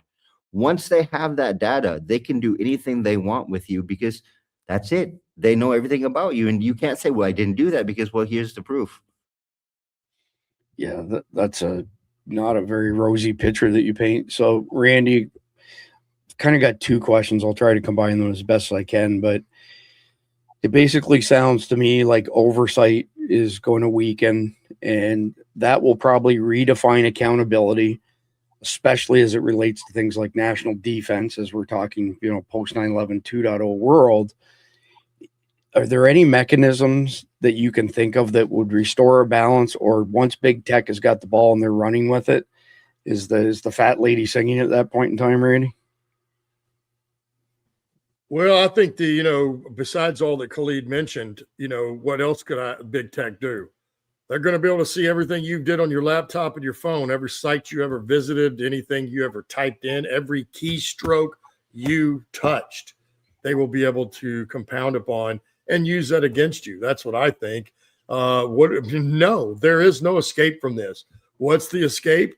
Throw all this stuff away, all of it, chunk it.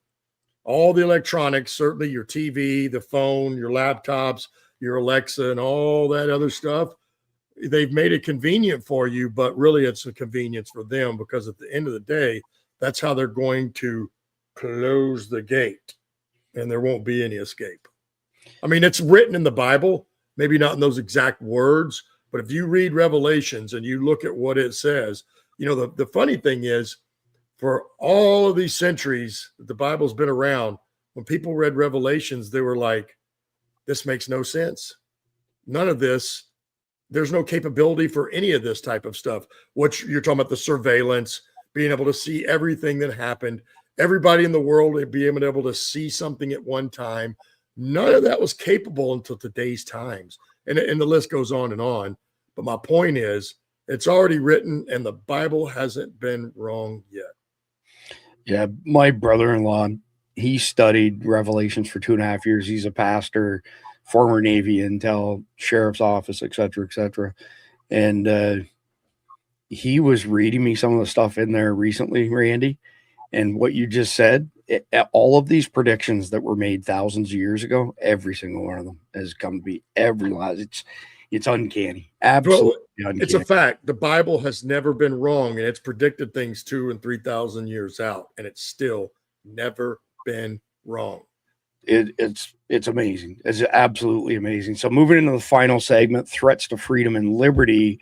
So this new wave of attacks that will dwarf 9/11 1.0 is going to fuel demands for enhanced monitoring, and that's going to risk the erosion of core freedoms even more as surveillance tools monitor everything, speech, associations, everything without warrants, as the panel has hit on. So tech dominance is only going to amplify these threats, and the algorithms are going to start deciding what constitutes risky behavior and who needs to be, silenced because they're a dissenting voice. And we're already seeing this right now. They just smoked our Facebook tonight while we're on here because they're concerned that somebody on the podcast is going to hurt themselves. But anyway, that's how shitty their technology is. But anyway, at the end of the day, though, this whole thing will be done under the guise of we're preventing harm. We are protecting you. You have to give up all your liberties to be safe. And over time, I think what this does is it turns our culture into one that censors itself. Self-censorship ends up ruling today, and individuals limit their actions just to avoid scrutiny, and that in turn fundamentally undermines all of our constitutional rights and personal autonomy. So Jeff, this is the final segment, coming to you first as per usual tonight. What immediate effects might heightened surveillance have on like everyday freedoms, freedoms of expression, for example, freedoms of expression on attacks, the 9/11 2.0 attacks, when people say, see, we told you so, we should have got rid of all those people. And, that's that's probably not going to be big tech, big brother approved, right? Yeah, they're going. I mean, like I said, they've already seen it. We saw it during COVID when if you dared to suggest that the vaccine was experimental or anything like that, everything got smoked. You got kicked off social media. It's going to be like that, but on steroids. I could see them. It's basically going to be it could be a giant social credit score system where, sorry, you can't buy gas this week. You said some not so nice things. And it won't be just what you put on the internet, because they're going to be listening to your phones. They're going to be reading your texts. They're going to say, well, we have you texting your friends and spreading disinformation. So, we're going to freeze your bank account for a week. You're not going to be able to buy groceries, or, they can take it to whatever extreme they want, and it's going to affect people's behavior. Especially if you're a young married person, you've got kids, you can't afford to lose your job. You can't afford to have your bank account frozen. You got to feed your family. And I think what it's going to do, most people will comply because they don't have a choice, but it's going to spur a lot of people to, I hate to say it, to violence just out of frustration, because they're going to basically tell you what's yours isn't really yours. It's only yours when we let you have it. Well, maybe expand a little bit on that, Jeff, based on what we saw with the trucker protest in Canada and Ottawa. And you had people who just were in the area. They weren't doing anything illegal. They had their bank account seized. They had their money seized. And there were a bunch of those people that were in the boat you described. What happens if they roll that out across, like, everybody who disagrees with Palantir, everybody who disagrees with constant surveillance? What happens to those people, Jeff? You're going to push them to do things they would never do. It's like the man who just wants to be left alone. You've heard that little speech, and when you push him to where you won't let him be alone, he's going to respond and you're not going to like it. And that's kind of what I suspect you will see, because there are people, having seen it in COVID and knowing where it can go, they are not going to stand idly by and let it happen again. And if they start saying, well, you've got to have an internal passport to go into town, they're like, yeah, we're not doing that. And if they stop you at a roadblock, they're going to push somebody too far, and it's going to get ugly. There's an old adage that comes to mind: the guy who has nothing to lose is a scary guy. Yeah, oh, absolutely. And I always say, for us old people, and they say, oh, you'll go to jail for the rest of your life. Yeah, but at my age, that ain't that long. Right. That maybe only be 5 years. Yeah, I can do 5 years standing on my head. Come on. That's where my dad is. Every time I say something like that, well, I'm not going to be here much longer anyway. Like, I wouldn't tempt. That's what I'm talking about. I wouldn't tempt God, Dad. I wouldn't do that. Well, when they say, that's a fit. They'll put you in prison for 30 years. Well, no, not really, because I won't live that long. Oh my God. Well, on the other side of that, we've already seen where you don't own anything, where they've already encroached upon that. Right. And it really ticked me off when the IT world did that. Because you remember when computers first came out, you had to buy the program, right? And then you had to load it on there, or any other program. You bought the program, you got the disk, it was yours. Didn't take them very long to where they wanted to give a monthly fee. They wanted to rent you that program instead of selling it to you. Yeah. So we've already watched that start to happen. Well, cars are doing that. Yeah, you buy a new car, and the features you want, it can have a CD or play DVD or CDs, and it can have all this and do this, but it's a subscription. Yes. And they even do it with performance. Oh, your car has 300 horsepower, but if you want to access the last 50, you got to pay us $100 a month. And it's like, did I buy the car or not? And what I think people should do is say, okay, buy the car. And then they say, you got to have a subscription for the next 50. Okay, you get some brilliant little coder to go in there and just write a code and slip it in there. And then when they sue, you say, wait, do I own my car or do you? I remember paying for it. So bite me. Yeah, it's that whole vehicle piece is absolutely brutal. So Clede, good to see you back. I'm assuming that your internet barfed there. But question for you: how do tech algorithms exacerbate all of this by autonomically profiling and taking action? Like, think of the drones that were mapping out the tunnels in Israel that were autonomic because there's no RF, there's no radio frequency waves underground, and they were taught, okay, find the people in the tunnels in Gaza, and if they look like Hamas, kill them DRT, and while you're doing it, map everything out for us. And then one of them popped up out of the ground and smoked a van full of people who had nothing to do with Hamas. I mean, just paint the picture, take it all the way to your worst possible answer, Khalid, as far as AI acting autonomically. There's do not pass go, do not collect $200. Boom, you're done. Well, look at it from this point of view. I mean, there are rumors that AI has a God mode to it, where it's writing code that human beings don't even see, where it's learning from what kinds of questions is being asked, what kinds of requests are being put into it, and it's writing code to fill those gaps down the line. When you look at it from that point of view, and then you look at how social media operates, and a lot of people don't believe this, but if you do some study into how Facebook operates, when you start writing a post and you go back and delete it, everything you typed beforehand is saved inside of Facebook. That information is there.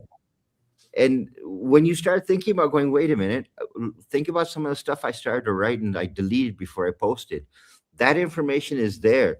All of that builds into the algorithms. And if you look at what X did recently, I mean, not even a month ago, Elon launched a new version of the algorithm on X, where all of a sudden people who were getting huge hits, huge views, went to the bottom of the pile because the algorithm changed the way that they were scored. When you start playing with a mathematical system of judging how people should be viewed, you change the way humanity operates. Not only are you going to have people being very careful what they say, but you are going to create a snitch system where people are going to start reporting other people for what they say. Right. Because people want to be in good favor with the government. And to be in good favor, that means telling on your neighbors that my neighbor had a party and they had this kind of food and they had this, and I don't know how they were able to afford all of this when, their social credit score is only this much. You are going to create a very suspicious society that is going to be tattletelling on everybody around them. That is not just an algorithm system, but that is something that's going to develop because of social credit. When you are grading me based on what I say and what I do, my next door neighbor is going to say, you know what? I can give Chris a ding if I tell people that this is what he does. Chris owns this many weapons. Chris does this during the day. Chris has these visitors that come over and see him. That turns into something that can be used against you. And that is something the government would love nothing more than anything possible, because not only does the police system no longer need to be active, you now have every single next door neighbor is a police officer reporting their own people. Yeah, man, you're just like all about good news tonight, aren't you, Khalid? Well, that's also Go ahead. That's also in Revelations as well, correct? I mean, people are going to, kids are going to dime out their parents, family members are going to dime out family members, and we watch it. That's probably happening in China and a couple other places. And then on the topic of Facebook and social media, and I'm sure it's probably still out there somewhere, but because I want to say it was probably in the early 2000s when I saw this video, and it was one of the executives that's been there since the beginning with Zuckerberg, right? And he basically, they're interviewing him and he says, well, we knew it was going to ruin relationships. We knew it was going to ruin families. We knew it was going to ruin communities and relationships, but we did it anyway. So they knew this in the very beginning, that this is what social media was going to do, and they still did it anyway. Yeah, true story, true story. So that wraps up all 5 segments of our main topic. Suffice it to say, the terror threat is escalating. Khalid's giving you all updates, especially over on the Guardians chat on our private element server. So when these major attacks happen, you can pretty much bet that the response will not be more freedom. It's going to be the exact opposite. And you're going to see an expansion of government and corporate surveillance. They've got it all ready to go. They're just waiting for the next crisis to say, oh, we got to turn this on, because if you don't have it, you won't be safe. And knowing what I know coming from big tech, as bad as the government is, I think there's an even bigger threat in Silicon Valley than there is in DC. And here's another problem to that, by the way, and Clede could definitely confirm this. I would guesstimate that probably somewhere around 80% of the headcount in big tech is now foreigners, not Americans. They hate America. They hate our way of life. They hate our values. And so when you wonder why American tech companies make decisions that are anti-American, it's because they're essentially not. They're essentially staffed by people who hate America. So can't say it enough. Build redundancy now.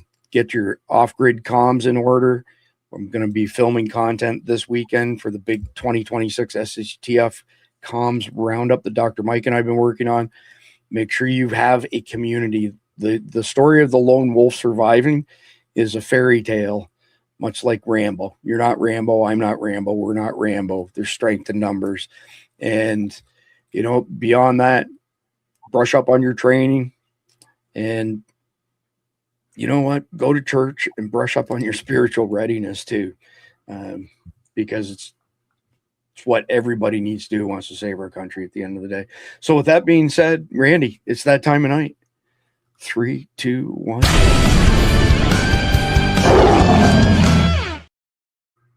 All right, so we have the Carnival Hero of the Night. And by the way, when we transition to our new format, Friday will kind of be like a beta test. Monday it'll be full go. It's actually going to be at the end when we do our sit rep, it'll be the Carnival and Command 11 sit rep. We're going to team them up together. So check this out. I found a hero, and it comes in the form of a dog. 30 seconds.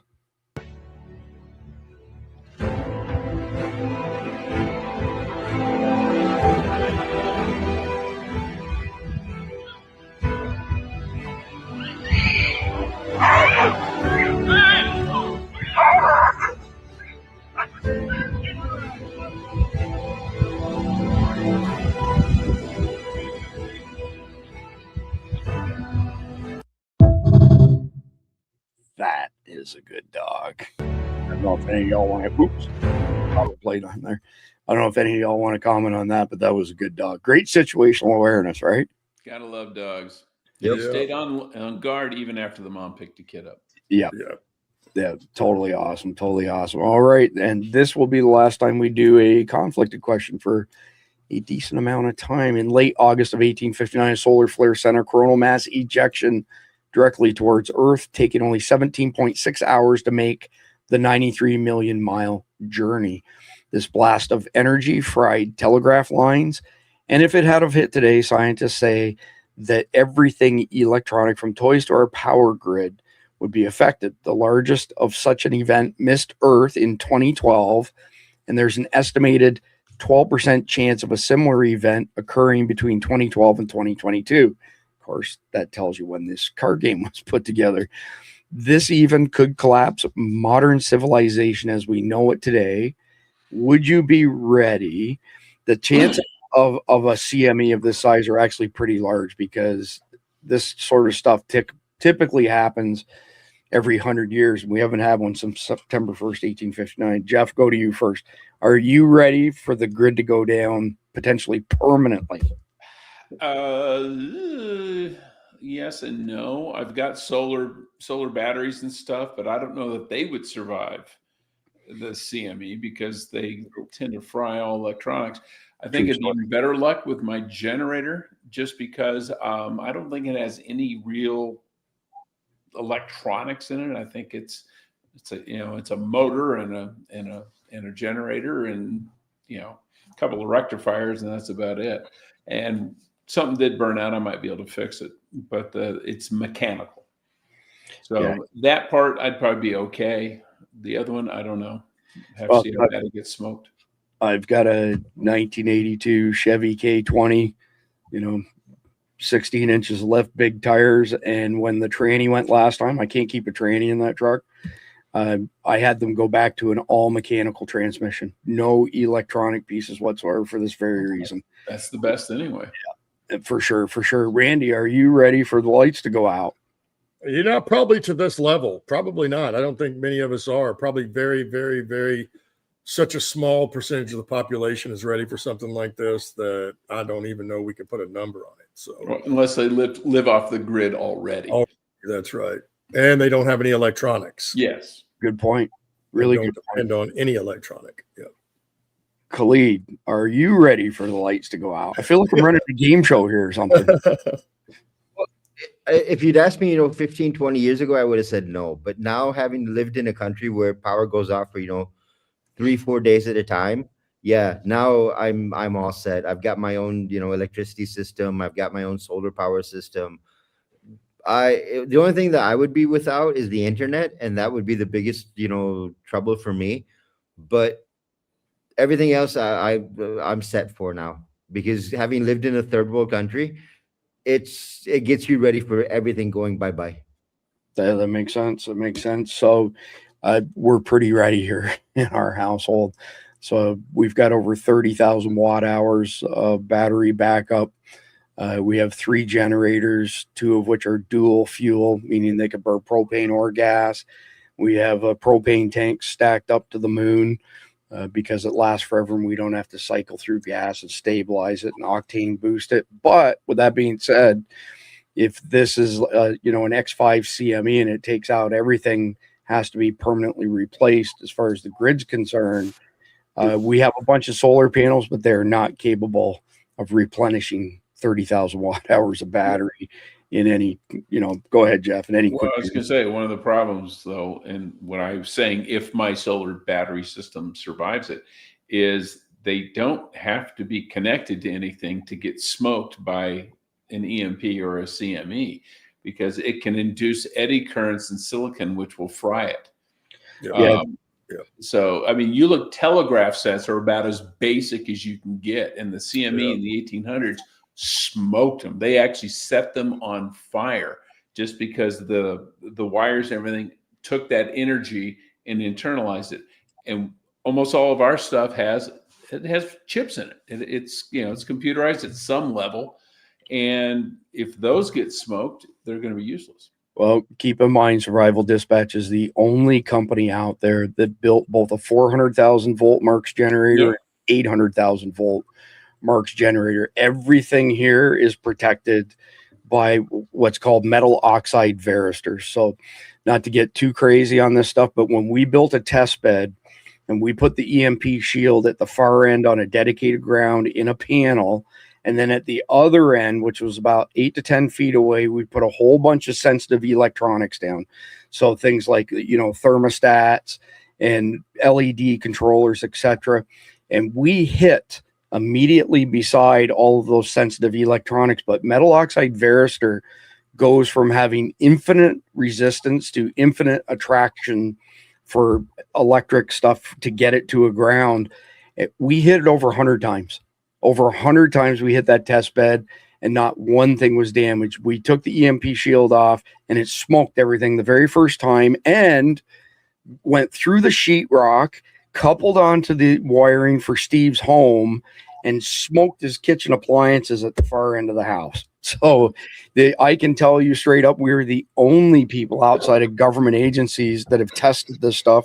And we're also the only company who's ever published content on this. You can go to survivaldispatch.com, scroll down a bit, you'll see the video, and nobody else has done what we've done in that regard. So I'm pretty confident from CMEs and EMPs that our stuff here is pretty well protected, as well as anybody else who has those types of products. But the problem is that generating solar, as you all know, that's not, unless you have a huge array, you're going to have a hard time generating enough to run your home like you normally do. But it's good to have enough at least to run your communications, right? We've got 2 Starlinks, for example, which, speaking to Cleed's issue of not being on the internet, but that is it. We will be back tomorrow night. Go ahead, Randy. Yeah, I just want to say, can we get one last update from Khalid? Several people didn't hear of a timeline on what you think the possibility of the TAC can be. Do you have an update on that? let's be clear on a couple of things. People are confusing the winter season in the Middle East when the Taliban stops attacking with the attack timeline in the U.S. These are two very different things. The attack in the U.S. is a very specialized attack. So as far as the weather is concerned, that doesn't make a difference. We have been saying now for a long time that the 2 weeks before Ramadan starts, and Ramadan starts in 3-4 days now, that is when the window opens for us, because we're expecting the attack to happen during Ramadan. We've said from the very beginning that this was going to run until the end of March. That was when the window would finally close. We've seen that terror attacks have gone down across the world. We're not seeing a lot of terror attacks anymore. Things have gone very quiet. When things went quiet, we started saying in the signal chat, this is that quiet time. This is that go to ground time. That means that things are going to start popping off. In the middle of that that quiet time in Pakistan, we saw the multi-city attack happen. When that happened, I went onto the signal chat, and there I set it onto the element chat channels. And I said, see, this is what it's going to look like. 6 cities, 7 cities at one time inside of one province. And if you want to understand it better, 7 cities inside of one state being attacked on the same day at the same time. And how did the country respond? Because Pakistan has been at war for the past almost 18 years now, our military responded very quickly, and they were able to cut the threat off before it happens. But the government of Pakistan, the military of Pakistan, knows we're at war with terrorists. So we have fail-safes and protocols in play. The U.S. is not at that same level of thought process. A lot of people are saying with the National Guard, with the quick response National Guard teams that are being moved out into different cities in the U.S., that is the Trump administration's quiet method of being ready for something happening.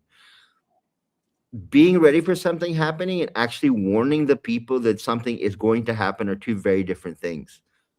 We are looking at now a 1-month window where this attack has gone from 10 to 15 cities to 25 to 30 cities.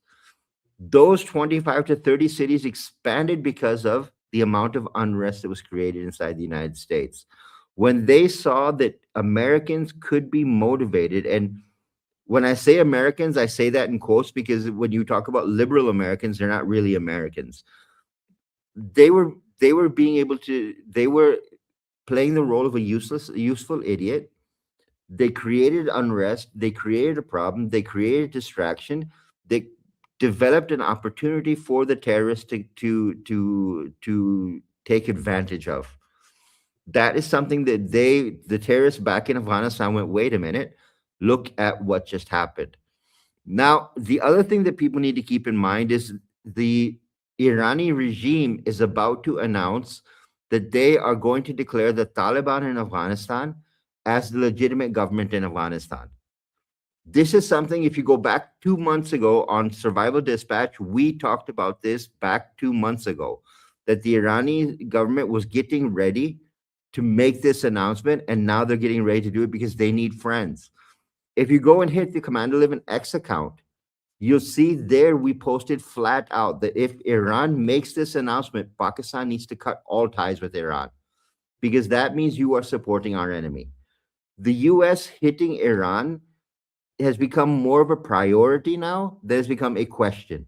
Negotiations going on with Iran is only giving them more of an opportunity to strike inside the US. Sleeper cells are active. They are making their moves. They are looking for where they can capitalize. The IRGC has funded money into TDA, into Antifa.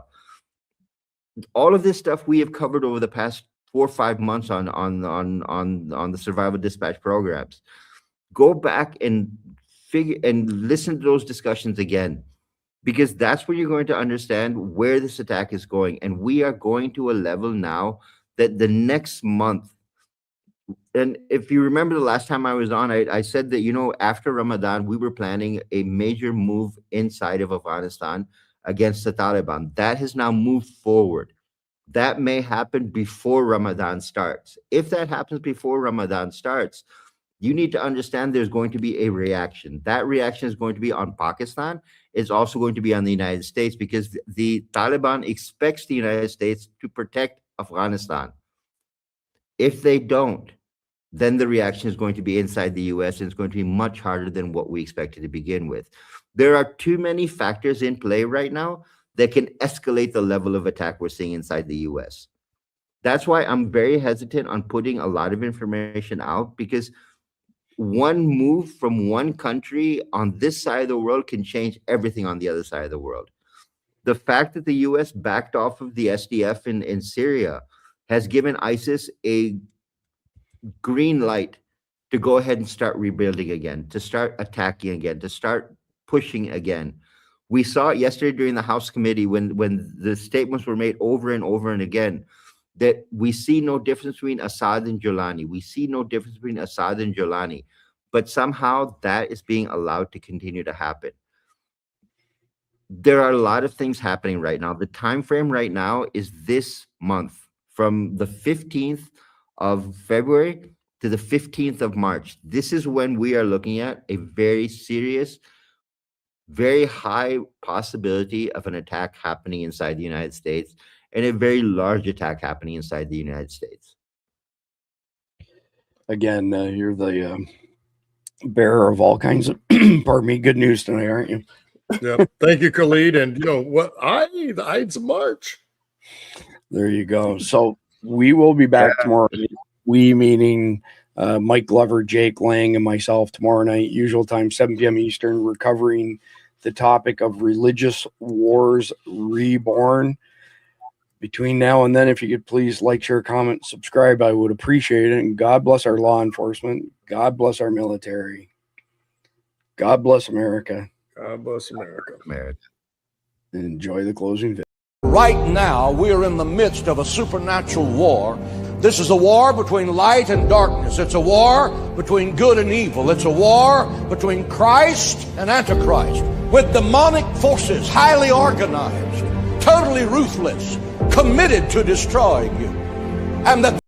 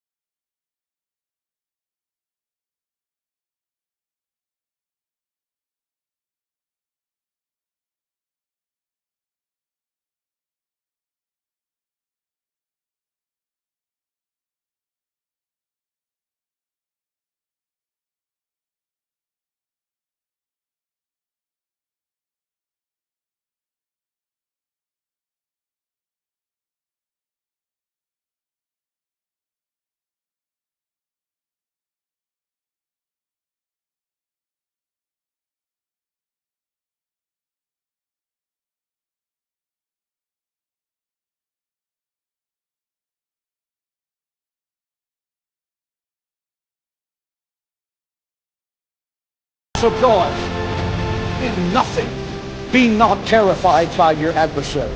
In nothing be not terrified by your adversary. The Bible says, you shall know the truth, and the truth shall set you free. Jesus said, I am the way, I am the truth, I am the life. The truth is not something. The truth is someone. That someone is Jesus Christ. And when you know him, you have the truth, and you walk in the truth, and you joy in the truth, and you rejoice with truth that is unspeakable and unshakable, because Christ is the solid rock, the cornerstone, precious and elect in Zion. He's not trying to be truth. He is the truth.